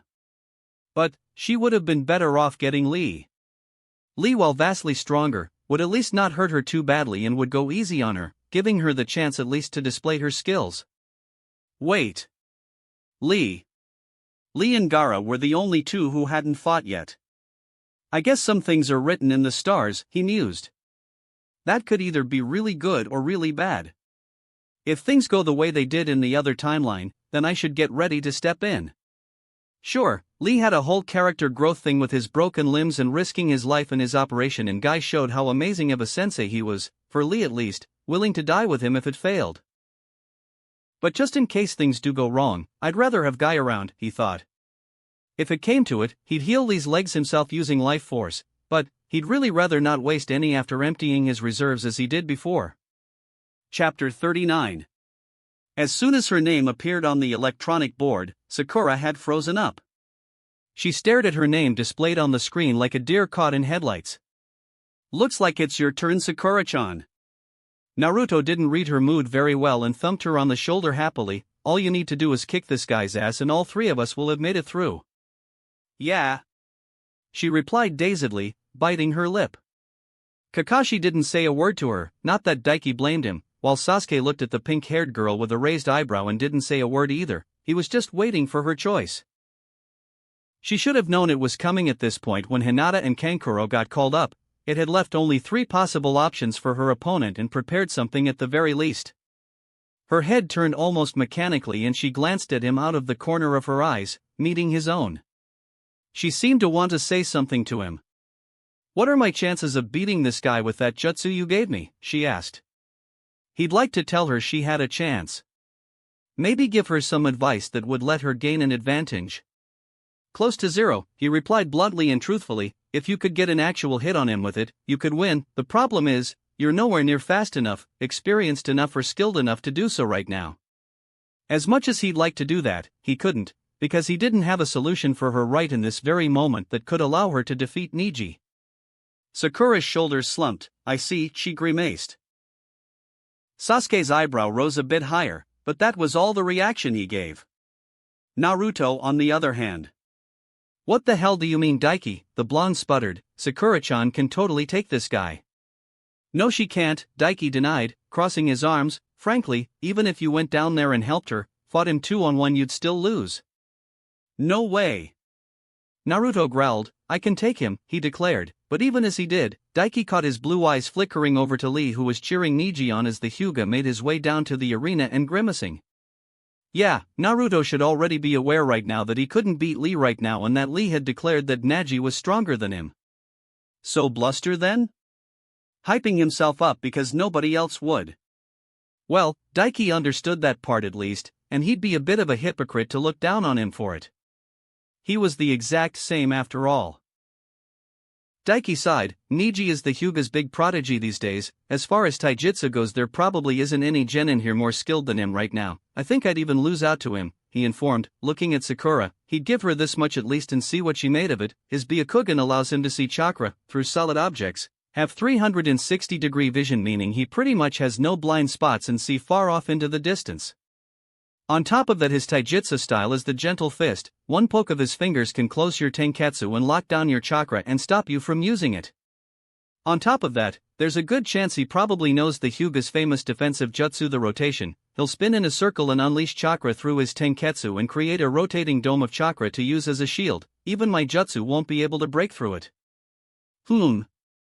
Sasuke smirked as he digested the information for Sakura himself while Naruto clicked his tongue. That's bullshit. Sakura huffed, giving him a dead look. There's no way I can win this. Right now, yeah, you've got little chance, Daiki agreed with her, before reaching forward and placing a hand on her shoulder and giving it a soft reassuring squeeze. If you had an extra year under your belt like he did, I'd give you much better odds, but sadly life isn't convenient like that. Best advice I can give you? Just do your best, show off your skills and try to earn your promotion. Winning isn't the only thing that matters here.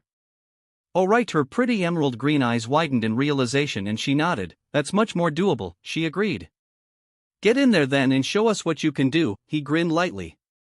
She returned the look before leaving them behind and making her way down to the arena to face off against Niji. Quite the pep talk, Kakashi commented as she left, not even looking up from his book now that she was gone, and as usual your knowledge is something else. It's really not, Daiki snorted, rolling his eyes before glaring at the man. But just as usual, I'm doing your job for you. Why didn't you speak up and give her advice? Kakashi shrugged. Her best option is to surrender here and try again another time. This was just bad luck on her part. Maybe if you did your job properly she would have had a better chance. Sasuke cut in with a huff. Kakashi rolled his singular visible eye at them. You do realize being a Jonin sensei isn't about teaching you all jutsu and the like, right?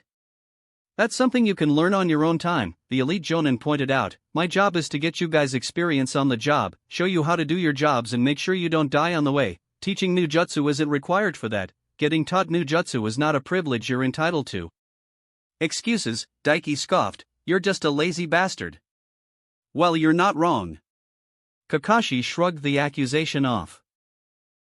Daiki rolled his eyes and looked away from the scarecrow-looking Jonin and turned his attention to the pink-haired girl making her way down to the arena. She was going to have a hell of an uphill battle, that was for sure. But if she can just make some decent moves, and then dash, he paused as a thought came to mind. He extended his chakra outwards in a rippling wave, directing it towards Sakura while he focused chakra to his eyes. Sakura, he said with the chakra transmission jutsu he learned from Fu. Sakura froze in her steps for a moment before continuing on. Daiki, she replied. Yeah, he said, look, I've already told you pretty much all you need to know, but if you want to maximize your chances for a promotion to Chunin, I've got a decent idea for you.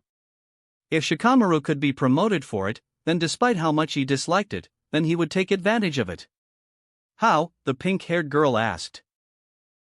Just go with any plan that fits what you've decided on from everything I told you, he replied. Show everything you can, and that's all. When you're totally out of options, just surrender. Surrender, but won't that make me look like a coward? She asked in her thoughts.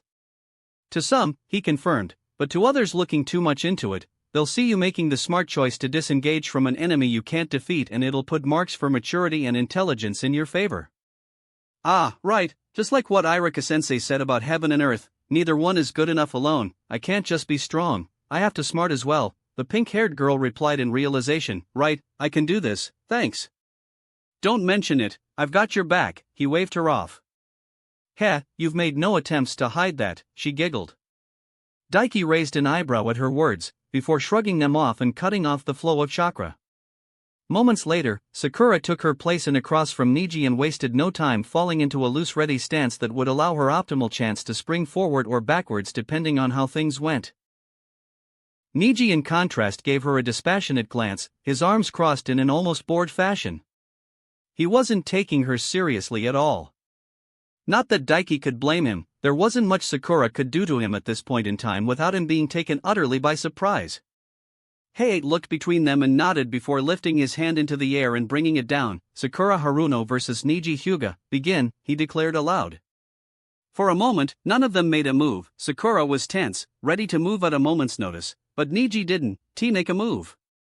This is foolish, the older wide-eyed boy scoffed. You should just surrender while I'm feeling generous. You have no chance at all at defeating me. I won't know that unless I try, the pink-haired girl replied tightly. Niji scoffed again, utter stupidity. I have already seen all you are capable of and you fall vastly short of the level needed to even make me sweat, he replied. The only thing of note you have to your name is one singular jutsu that was given to you by someone else, a jutsu you can't even use without hurting yourself. Do yourself a favor and accept your fate and give you dash. As Niji was getting into his insulting tirade, still not taking the girl seriously at all and demeaning her with every word, Sakura used that chance to act. Her right arm, extended outwards, was flicked into a rapid jab. It wasn't anything blindingly fast and was actually very slow by Daiki and even Niji's typical levels. But it wasn't meant to be anyway. Chakra rippled and a split moment later, a large compressed shock wave of pure force erupted from her fist and tore through the air towards Niji rapidly. An audible crack echoed through the room as Sakura's wrist once again snapped from the sheer force behind the jutsu and the girl gave a muffled scream of pain. Sakura chose the perfect time to attack and took advantage of Niji's arrogant grandstanding. Niji's eyes widened as the jutsu was on him in a split moment and quickly he spread his leg back, arms going outwards and wide before rapidly rotating like a spinning toad. Chakra sparked into existence, howling out of his tenketsu and forming around him into a large spiraling dome. The shockwave slammed into the dome of chakra and an explosion of sound blanketed the room, drowning out everything else for a few moments. What the heck was that? Naruto sputtered as the jutsu was dispersed. It looked just like your jutsu Daiki. Daiki barely paid attention to the blonde Jinchuriki, instead his eyes were on Sakura. She hadn't stayed idle. As soon as Niji started spinning and unleashed his ultimate defensive jutsu, she rushed towards it, even as her right arm dangled useless at her side. Smart, he nodded approvingly. After all, Niji, arrogant as he was being in regards to Sakura and not taking her seriously, hadn't activated his Byakugan yet, so his vision was currently obscured within his jutsu and he couldn't see her getting close. When Niji spun to a stop and his dome shield of chakra flickered away, it was just in time for Sakura to reach him, getting within just a few feet of him. Niji's eyes widened in shock as the pink-haired girl once again took advantage of him not taking her seriously and threw a rapid punch-out with her remaining non-damaged arm. Shinaro, the pink-haired girl roared. Once again the air rippled as a massive concentrated shock wave of pure force erupted from her fist at near point-blank range. Normally, this would have been the end, even as Sakura's second wrist snapped and the force of the jutsu jettisoned her back. This should have been checkmate. The problem though was in the sheer speed difference between her and her opponent. On seeming instinct alone, Niji spun, chakra erupting and roaring forth from his tenketsu. He didn't manage to form a shield of chakra even half the size of his previous one, but it did do its job. Even if the force still traveled through. Niji gagged noticeably as pure force slammed into his stomach and bodily lifted him into the air and threw him back, the chakra forming around his body bursting apart. It hadn't been properly formed after all. Niji spun through the air before landing on his feet over 20 feet away, clutching at his stomach and glaring fiercely at Sakura, who had landed in a crouched position, pain visible on her pretty face as her arms hung limp at her sides, already purpling deeply with bruising. TCH, taking advantage of me speaking, how trivial, the Hyuga scoffed, though a decent plan for trash like yourself. It doesn't change that it is my fate to defeat you, he added, letting go of his stomach and narrow his eyes. Veins visible throbbed around his eyes and his white irises became more pronounced as he activated his jujitsu. He was just about to spring forward towards Sakura, no doubt rushing her down before she could even do anything and give her a mighty beat down. Only, he never got the chance. I give up, the pink-haired girl took Daiki's advice and surrendered. What? Niji was so shocked by the call that he actually stuttered forward a step. What? Naruto shouted.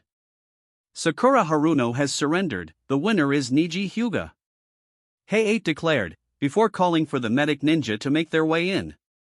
While everyone was busy being shocked over what just occurred, the pink-haired girl instead looked over her shoulder and met Daiki's eyes. He smirked and gave her a nod of approval. It was a very, very short bout. But it went a long way to showing Sakura's strengths and few of her many weaknesses. Clever girl, he broadcasted to her with his chakra. The smile that splayed across her lips was almost blinding. For a moment, nobody really said anything. The most telling reaction of anyone's, though, was Niji's. The frustration on his face was plain as day, his lips pulled back halfway between a snarl and a frown. He was clearly not happy with how things turned out. Not that Daiki could blame him. He may have won, but he barely displayed anything beyond the Kaiten in that fight. He never even landed a hit before Sakura used up her cards and gave up.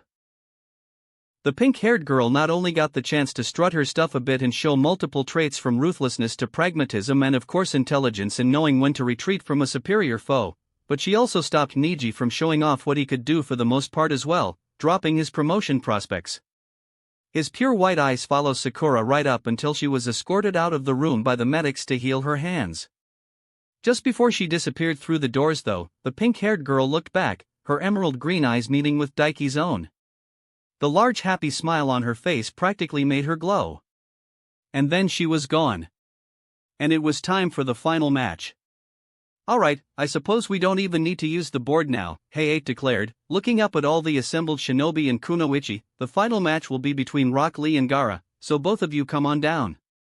TCH. Niji turned away from the doors Sakura had left through at the announcement, clicking his tongue. The Hyuga began making his way back up at the same time Gaara impassively began making his way down and... Yash!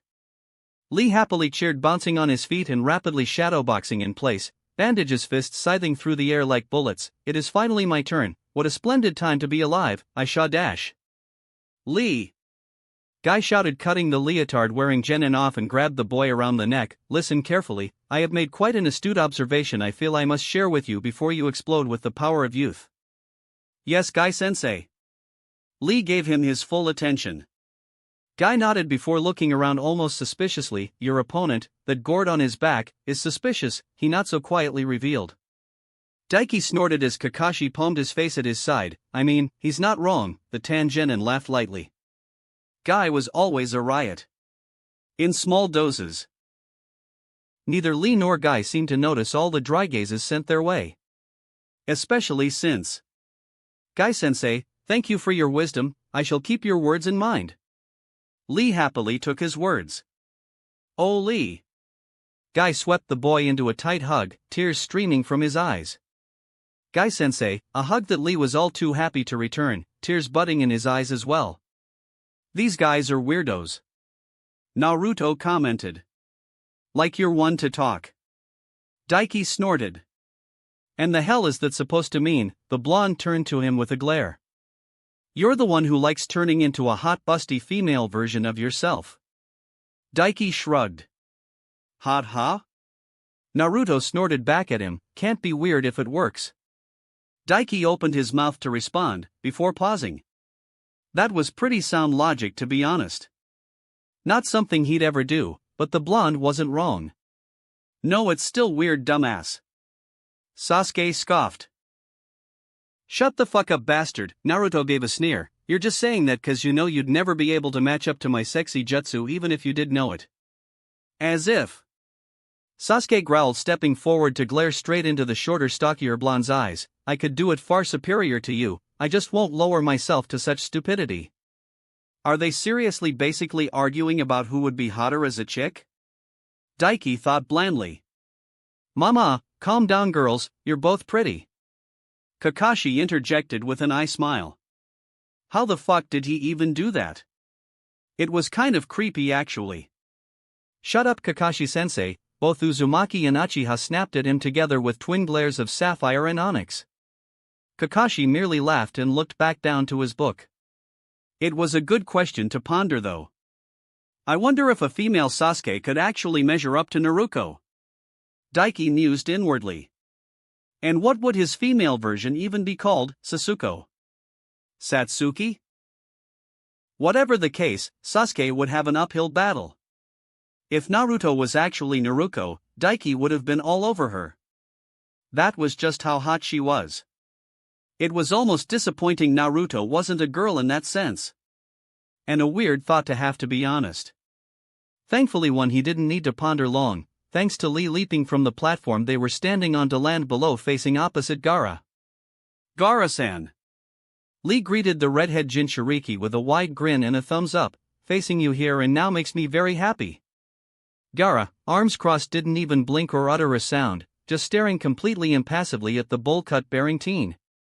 There was a popping sound, but before the sound had even finished echoing outwards, Lee's hand shot out, grasping the cork of Gaara's gourd that had shot across the distance between them in almost just a blink of the eye.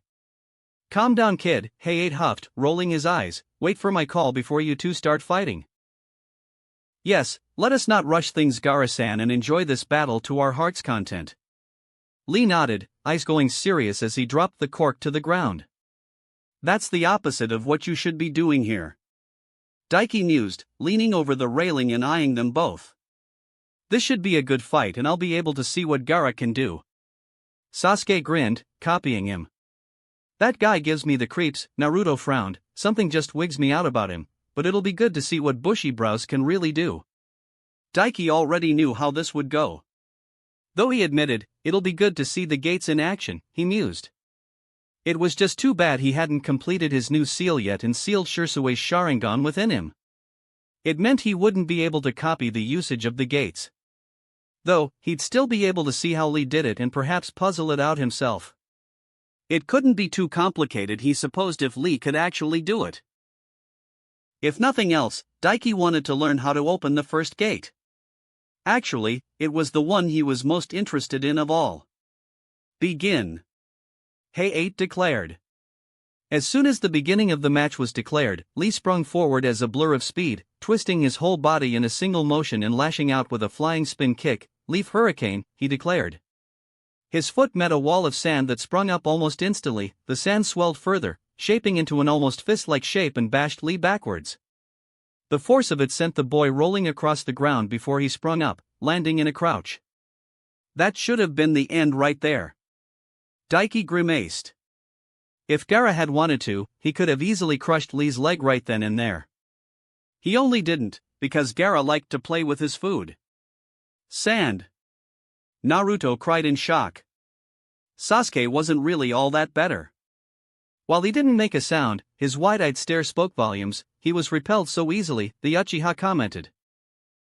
Lee's eyes narrowed and he pushed off, speeding to the side and winding around Gaara in a blur of motion that the vast majority of genin in the huge room they currently occupied probably couldn't even follow. Lee's fist whipped out, the air parting around his hand, and slammed into the wall of sand once again that swept around to block. Sand went flying and Lee lashed out with a rapid kick that sent even more spraying through the air. But it was like a bucket pail from a lake, hardly making a dent.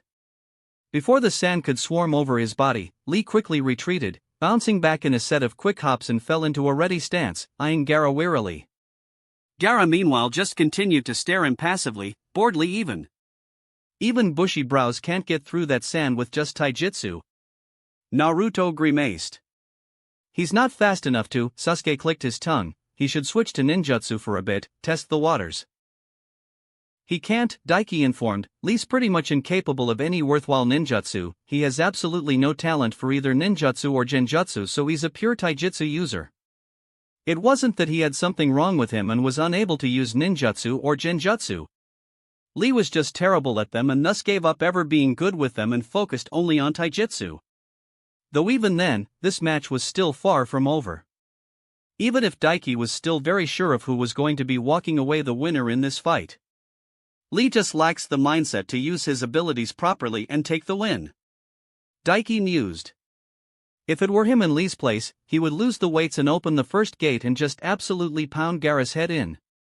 No hitting him all over and wearing him down, he'd just target the same spot over and over again and crush his skull.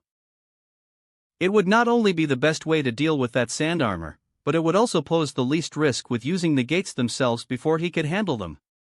And Lee couldn't handle the upper gates as he was right now. His body wasn't strong enough to withstand them currently. Even beyond the damage Gaara had done to him, the most damage had been done to Lee by himself. How boring. Gaara commented for the first time and lifted his hand towards Lee. As he did, the sand around him surged out rapidly and shot towards the older genin, who quickly sprang away, jumping up to the top of the giant hand statues, making the seal of reconciliation to escape the wave of sand. "Lee, take them off!" Guy shouted as he landed. He should have taken them off from the very beginning. Daiki scoffed inwardly. As much as he found Lee a pretty cool guy, that didn't change that his choices were stupid and he put himself at a handicap for his opponent with those weights. A massive negative black mark towards a promotion. Lee, after all, was the complete opposite of Shikamaru. While Shikamaru had the intelligence to be a chunin but lacked the strength and ability, Lee had the strength for it, but not the mentality. "But Guy-sensei," Lee shouted back, completely taking his eyes off of his opponent, "you said I must never take them off unless defending someone or something precious." "It's okay, Lee, I approve of it in this instance." Guy grinned and flashed him a thumbs up. This was stupid. He'd loved this fight before. But watching it here in person, and being as he was now, it was frustrating him. He's a fucking shinobi, why would he never take his weights off unless for something like that? Daiki scoffed inwardly, hands gripping the railing to tightly the metal of it warped beneath his grip. He was lucky to never have been killed from that sheer stupidity. And even as he sat down to take off his weights, completely disregarding Gaara still, Daiki couldn't help but shake his head. The only reason he was even getting the chance to take them off right now was because Gaara had stopped attacking and was eyeing him with curiosity. If the redhead Jinchuriki was as pragmatic as he was ruthless, he'd just keep attacking and not give Lee the chance to show off. He was a freaking sitting duck right now. Watching this right now, Daiki came to a conclusion. Lee was far more stupid than Naruto ever was, and it was a wonder he ever made it to Chunin. "Yash, here we go." Lee stood up after a second, carrying his weights in hand, before promptly dropping them. There was a massive widening eyes as they slammed into the ground and sent debris flying as they created a pair of huge craters from their sheer weight. Another stupid move. Daiki scoffed inwardly again.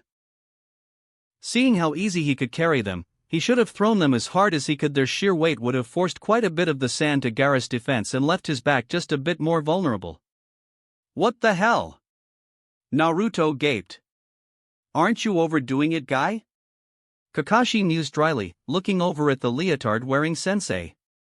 Guy merely laughed. "Huh, that's the way Lee explode," he cheered. Chapter 40. "Yes, sir."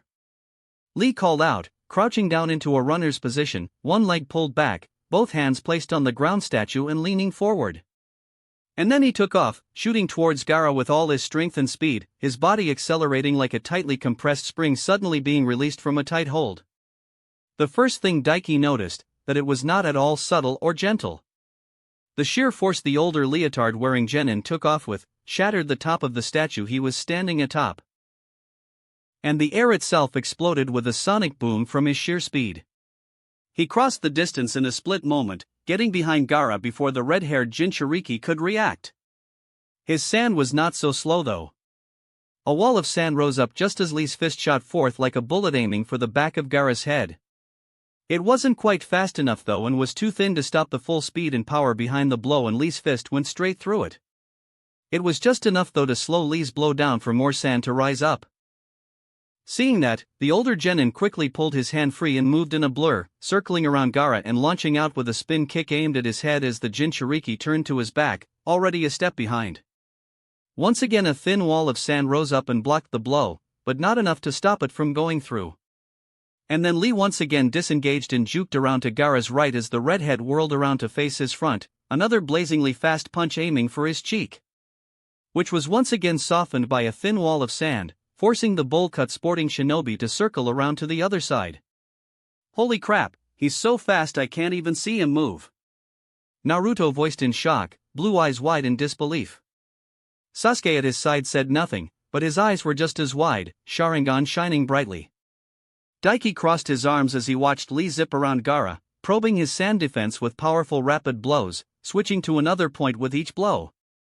"I'm faster," Daiki noted for one. Not by a massive amount, but he was faster than Lee was. The second thing he noticed was that Lee wasn't at all used to moving at the speeds he was currently moving at.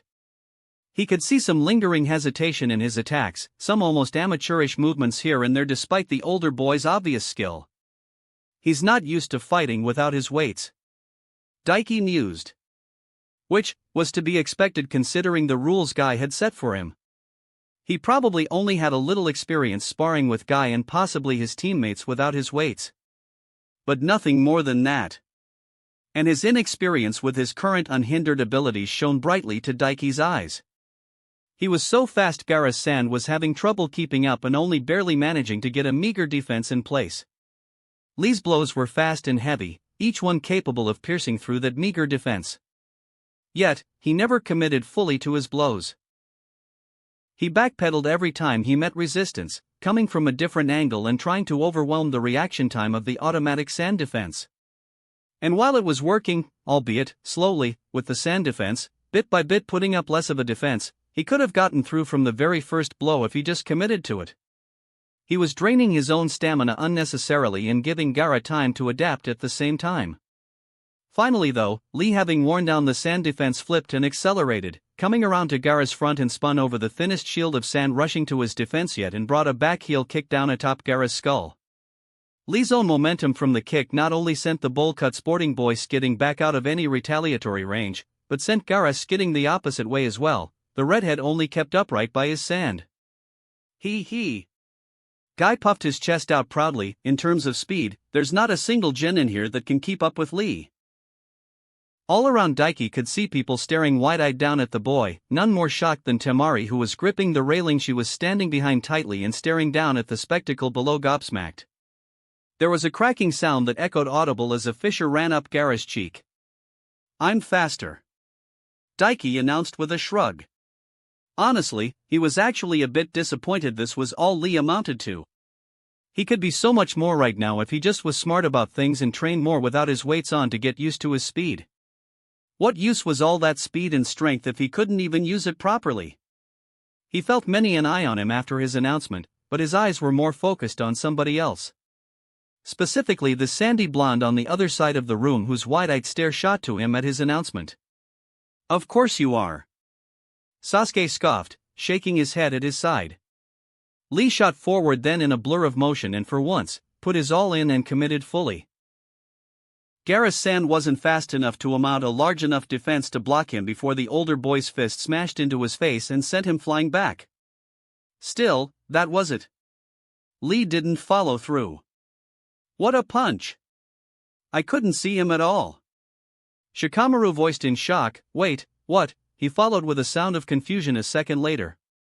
Gaara-san stopped him from falling, or taking any damage for that matter. The fissure on his face had opened up, fully displaying skin beneath. Despite the power of Lee's punch, the sand armor had blocked it. And Gaara had suffered no damage beyond that, because despite Lee's strength, the force behind it wasn't enough to rattle the redhead even through his armor. He should have followed through and just bullied him into the ground and keep attacking. Daiki shook his head. Not only was Lee hesitant to fully commit and inexperienced with his own abilities, he lacked the true edge to ruthless decimate his opponents. It wasn't at all a lack of ability or skill that held Lee back at all. It was his mindset. Right in this very moment, before Gaara could recover, Daiki in Lee's place would have opened the first gate and just hammered him with all his strength and not give him any chance to recover. Whoa, his face broke off, the hell! Naruto exclaimed. This Sanjutsu sure is versatile, a two-layered defense, not only that shield of sand that seems to be faster than Gaara's own reaction speed but this sand armor as well. Anyone else would have been finished from a blow like that. Sasuke grunted out. They call it the ultimate defense in Suna, Daiki explained for them, since Kankuro wasn't around right now fishing for information through Naruto and here to explain it. The sand shield is automatic, he doesn't even need to control it himself, it's akin to a bloodline and he can repair that armor of his on the fly. To punctuate his statement, sand flowed up from Gaara's shield and formed over the hole in his armor and filled it up again. That's bullshit! Naruto shouted, squinting his eyes and pointing down at Gaara. How the hell is somebody supposed to get through that then? That's pretty easy. Daiki replied with a shrug. He already had multiple avenues through it, for one bullying through the simple way, or just avoiding it entirely and point-blank blasting him with his force palm jutsu and letting the shockwave travel straight through. Once again multiple eyes landed on him, but he said nothing else. Well. Sasuke arched a brow at him. Figure it out yourself, Daiki snorted, I'm not here to spoon feed you wimps the answers. Sasuke clenched his jaw, before nodding in understanding. Heh, I bet you're just talking shit and don't actually know. Naruto snorted. It seems, I must resort to more drastic measures. Lee announced, saving Daiki from having to respond to the blonde. Saving Naruto really, from a major burn. The leotard-wearing genin reached for the bandages on his arms and unwound them, looks like he's going for the lotus now. Daiki mused. Things were playing out exactly as he figured they would. He crossed his arms and watched. Lee shot towards Gaara and circled around him, making the redhead think he was going to attack from behind. But it was a feint and the leotard-wearing teen circled around again to Gaara's front, launching a mule kick towards his chin that sent the redhead flying. Or so it seemed. It was actually a clone Gaara made on the fly within his sand shield and switched with just before the kick connected, using his own sand armor as a cover to mask the switch. Daiki could see it all with his eyes. The primary lotus was quite powerful, the sheer force it impacted the ground with a few moments later when Lee got behind the sand clone with the shadow of the dancing leaf and wrapped it up with the bandages of his arms, left a huge multiple meter crater in the ground. Even Daiki would have trouble walking one of those off. Too bad as he knew, it was a clone. And while everyone was announcing Lee's win, a familiar redhead rose up out of the sand behind him, a manic grin on his face. All that was within the impact site was an empty sand shell in the likeness of Gaara. Lee's eyes widened, as did everyone else's. When did he slip out of that shell? I never even saw it. Guy exclaimed in shock. Exactly. Daiki rolled his eyes. The replacement technique Gaara used was seamlessly done and hidden completely from view. Only a Dojutsu like his own or the Byakugan could have seen it happen. He doubted the Sharingan could actually. A quick glance at Sasuke's shocked expression answered that question for him as well. Ha ha! Gaara chuckled ominously and formed a ram seal. The sand around him surged in size and exploded forward like a rushing wave and slammed into Lee, who was too hurt from the primary lotus to dodge. The sand carried him across the arena and slammed him into and through the wall. The only reason he didn't end up in another room entirely was because of how huge the wall itself was, but even then, when the sand was pulled back a bit by Gaara, a huge crater had formed in the wall with Lee in the middle. He was bloody and bruised, his leotard ripped and stained with blood, on his knees, arms crossed in a feeble block. But he would be dead if Gaara actually wanted him to die right then and there. Gaara still wasn't taking him seriously. Why didn't he dodge? He's way faster than that sand. Naruto asked loudly, confused. The primary lotus, that technique he just used is a double-edged sword without the right conditioning, Daiki responded before Guy or Kakashi could. After using it, his body isn't in any shape to move like before. Indeed, Kakashi nodded and gave Daiki a shrewd glance. Your knowledge is something else, kid. Daiki shrugged. Guy is pretty famous and I put thought into learning the strong fist myself once, he replied. The feather fist suits me more though. I wonder about that. Kakashi hummed, but said nothing else. Cut your cryptic crap, you morons, Naruto scoffed. More importantly, doesn't what you said mean bushy brows can't win? He could have won already if he wasn't being stupid. Daiki rolled his eyes and glanced over towards the bowl cut bearing Jonin looking down upon the match proudly. Guy-sensei, tell him to give up, he called over. As much as he would like to see the 8 gates in action and learn from it. It wasn't worth Lee damaging his spine and putting his life in jeopardy over a freaking Chunin exams that happened every 6 months. Especially since going through with what he wouldn't get him promoted anyway and would be a demerit against his promotion. Worried are you, Daiki-kun?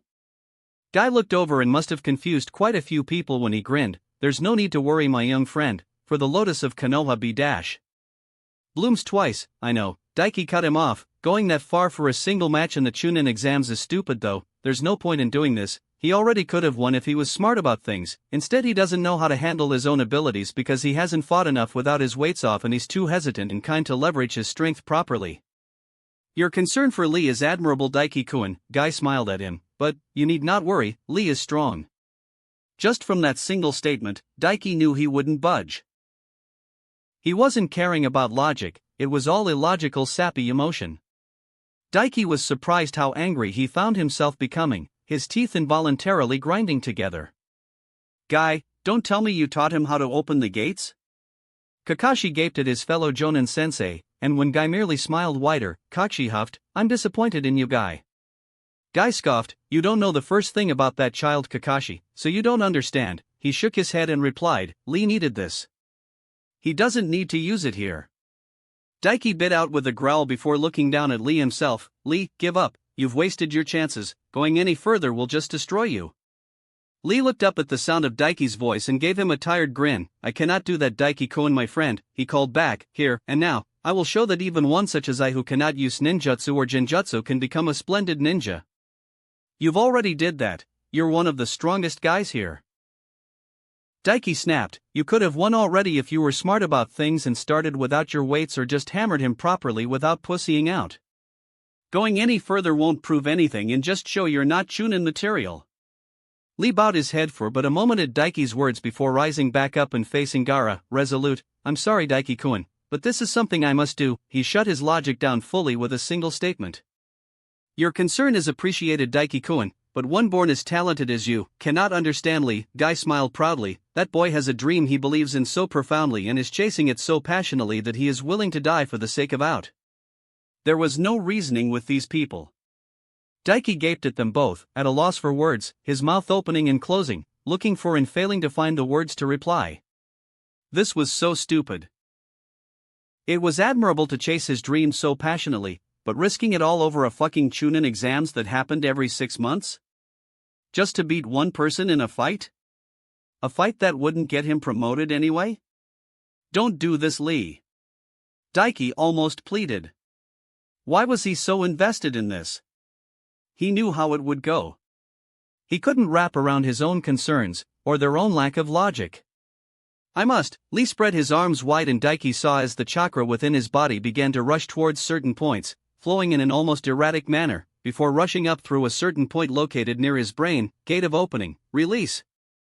Pathetic. Daiki spat, and before he even knew what he was doing, he was storming away. He got odd glances from quite a few. Hinata reached out to him as he passed by her, but hesitated and let him go by without a word. He left the room behind amidst Lee's shouts as he released one gate after another. He couldn't bear to stand by and watch when such idiocy was taking place.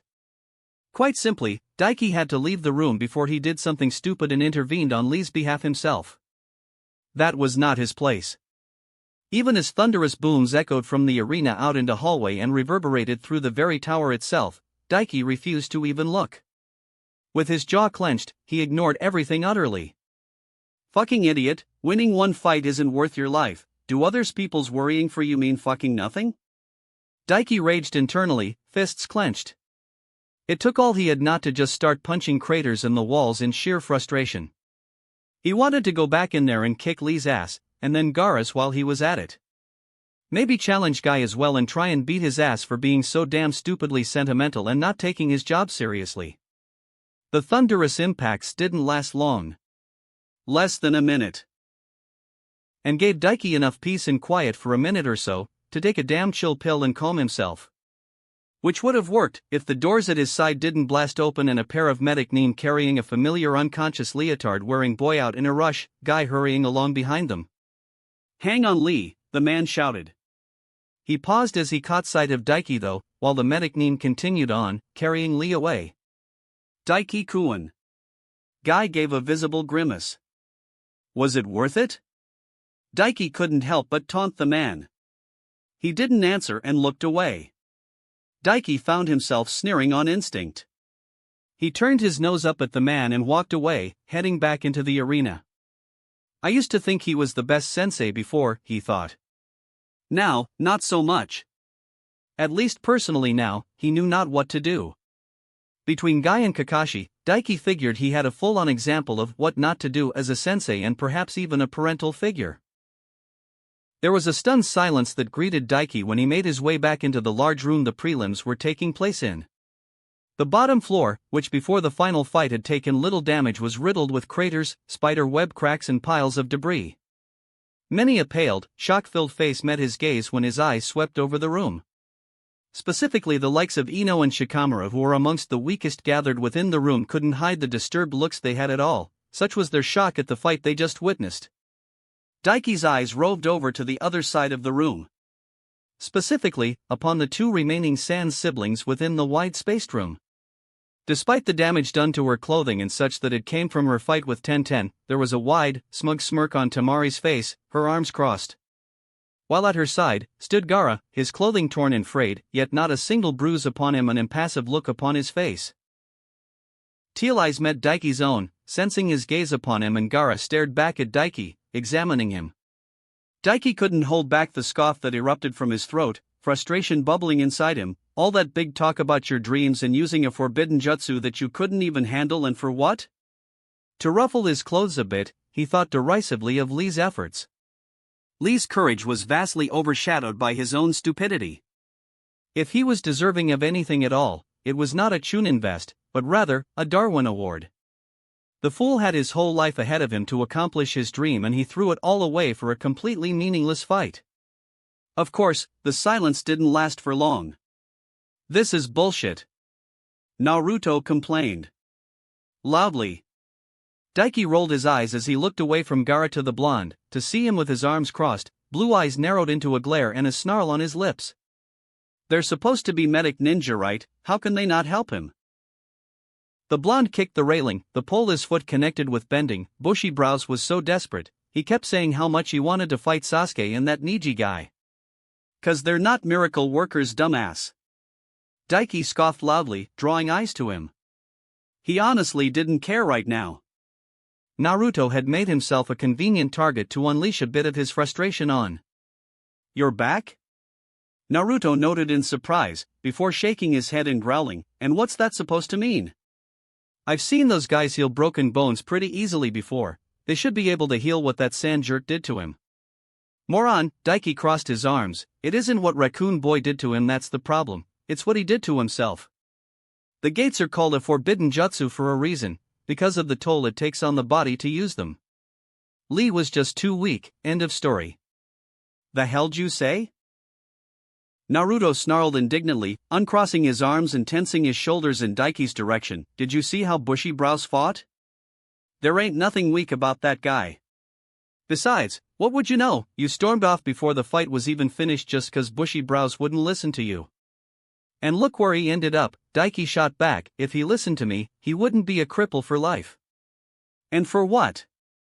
To soothe his ego and claim he can fight against the strong?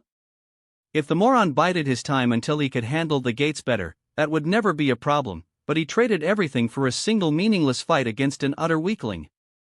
Weakling? Naruto gaped at him, and he was not the only one. Daiki didn't bother looking to see who else was shocked by it, but the way Sasuke's eyes widened briefly and how Kakashi furrowed his brows was telling enough. "You heard me," Daiki rolled his eyes. "Gaara ain't shit, none of you are. I could beat every single genin in this room with one arm tied behind my back. The fact Lee would waste his life to try and one-up another weakling just shows how pathetic he is. And the best of it is, he crippled himself with his own jutsu. Gaara literally could have just huddled up inside his sand and let Lee kill himself and show how inept he really is. Laying it on a little thick, aren't you?" Isabu mused. Yet, his bijou partner did not claim he was wrong. Because he wasn't. It was pathetic. There was nothing noble or heroic or even worth admiring about what Lee did. It was just a pathetic waste of potential. This had been building up for a while, to be honest, since the prelims began. From everyone's stupidity about how the Chunin exams worked and what being a ninja meant, to the sheer stupidity of nonsense dreams pushing these morons to even stupider heights. "You want to be Hokage? Then learn what being a Hokage actually fucking meant. You want to become a strong ninja with only taijutsu? That was fine, but don't throw everything away for one single fight that meant nothing. Like, what the fuck would beating a single Jinchuriki, or not mean in the grand scheme of things in the prelims with a limited viewing capacity? It proved nothing. It's not even as if I can heal him either." Daiki grit his teeth in frustration. He'd got a good look at the boy as he wheeled past on the stretcher. Not only were his muscles torn all across his body, not only were his arm and leg bones completely shattered. But he had fucking shards of bone lodged into his spine. There was a difference between healing someone and surgery. And he'd need fucking miracle surgery to get this bone fragments out. At best, Daiki would be able to keep the moron alive during such an operation, but even then, considering how long such a surgery would take, with how delicate it would take up quite a lot of life force to do so. Daiki had neither the skill nor the life force available to help Lee. There was multiple spikes of killing intent directed at him for his words. And not just from the Sand siblings and their sensei. Though, none even came close to the roiling wrath directed at him by Redhead on the other side of the room.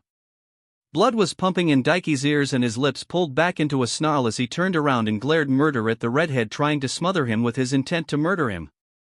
"You better rein yourself in right fucking now, you damn fucking clown," he snarled, his own killing intent rising to the surface. "I'm not in the mood to play with you right now, so sit down, shut your ass up or I'm gonna come over there and pulp your skull between my palms." It would be so easy too. That sand armor wouldn't do shit to block his force palm jutsu. He'd just use his heavily star seal and draw on the first stage of Isabu's chakra, blitz straight through his hand, clap both hands over the idiot's ears and unleash a pair of force palm jutsu and pulp his brain from both ends. "Calm down, Daiki, your frustration and temper are getting the better of you. They aren't worth getting worked up over and ruining your plans," Isabu cautioned gently. Daiki took a deep shuddering breath at his companion's words. He was right, but it was oh so hard with how childish and naive these people, his friends even, were.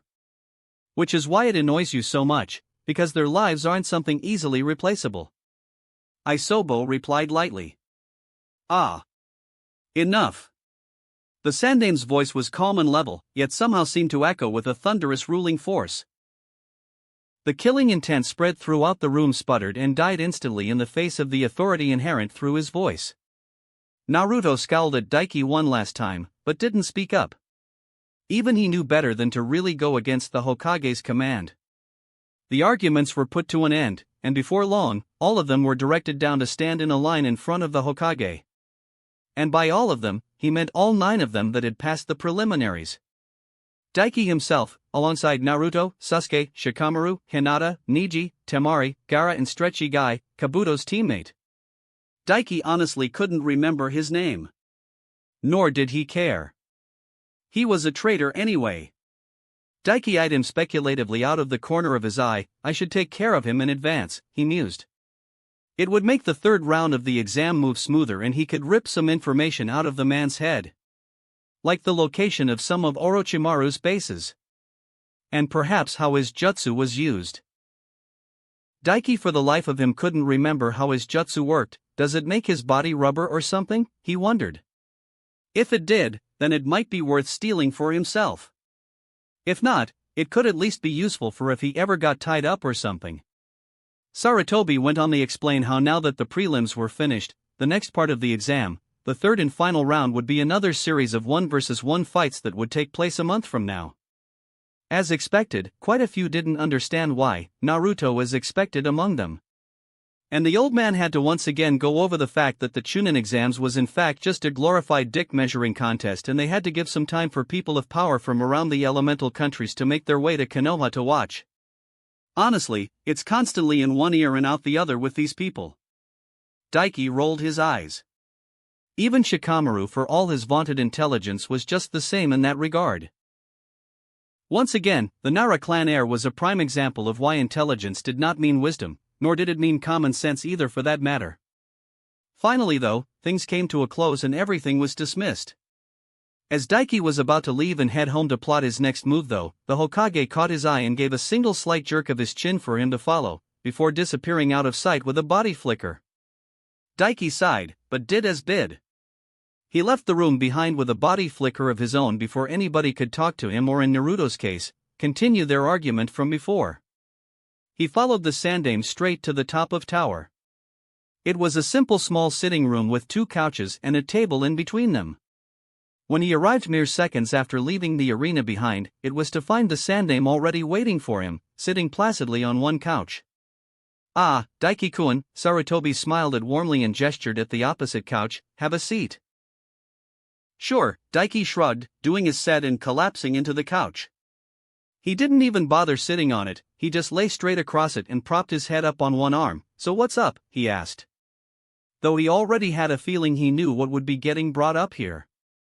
"We can get to that in a bit." Hiruzen's warm smile didn't even twitch at his utter disregard of propriety, in fact his eyes twinkled with amusement. "How are you feeling? That was quite the outburst you had." He didn't need to specify. It was obvious he was talking about how pissed off and frustrated Daiki was about Rock Lee. "Lee pissed me off with his utter stupidity," Daiki shrugged. "Guy should have had the common sense to stop him and not encourage him. Now unless Tsunade comes back, he'll be crippled for life. And call it him being petty." But right now, Daiki didn't feel up to trying to fix the idiot. You seem so sure of that," Hiruzen mused. Daiki shrugged again. "I saw his injuries with my eyes," he replied. "Even beyond what Gaara did to him, it's what the gates did to him that's the real problem. He's got shards of bone stuck in his spine. Our medic ninja are pretty good, but like I said, they're not miracle workers and they're not Tsunade either." I see," Hiruzen's brows furrowed. "That is a disappointing thing to learn. And there is no way Tsunade will help the boy. Not only will she not come back, but beyond even that He trailed off. "She's afraid of blood, so even if she did come back her skills as a medic are utterly useless." Daiki finished for him. Unless Naruto went and talked no jutsu'd her bodacious blonde ass into coming back and getting over her fear of blood, Lee was fucked without Daiki himself going out of his way. Hiruzen's eyebrows rose at his words, but nodded. "Quite," he agreed. That wraps up this part of What If Reborn in Naruto World. Thanks so much for listening. As always, new parts drop every 4 days, so be sure to stay tuned. Just a quick reminder, What If There Was a Different Luffy is now on hold, since we've caught up with the author. And heads up, What If Luffy Became a Marine will also be going on hold soon, as we're nearly caught up there too. So now, I need your help picking the next project for the channel. I'm currently deciding between these 3 fanfics. What if Ichigo awoke his true powers? What if becoming a mangaka in the One Piece world? What if reborn as Gohan in the future timeline? Please vote in the poll and let me know which story you'd like to see next. I'll take the top 2 picks and start working on those series next. If you enjoyed the video, don't forget to like, subscribe, share it with your friends, and please consider supporting the original author as well. See you in the next one.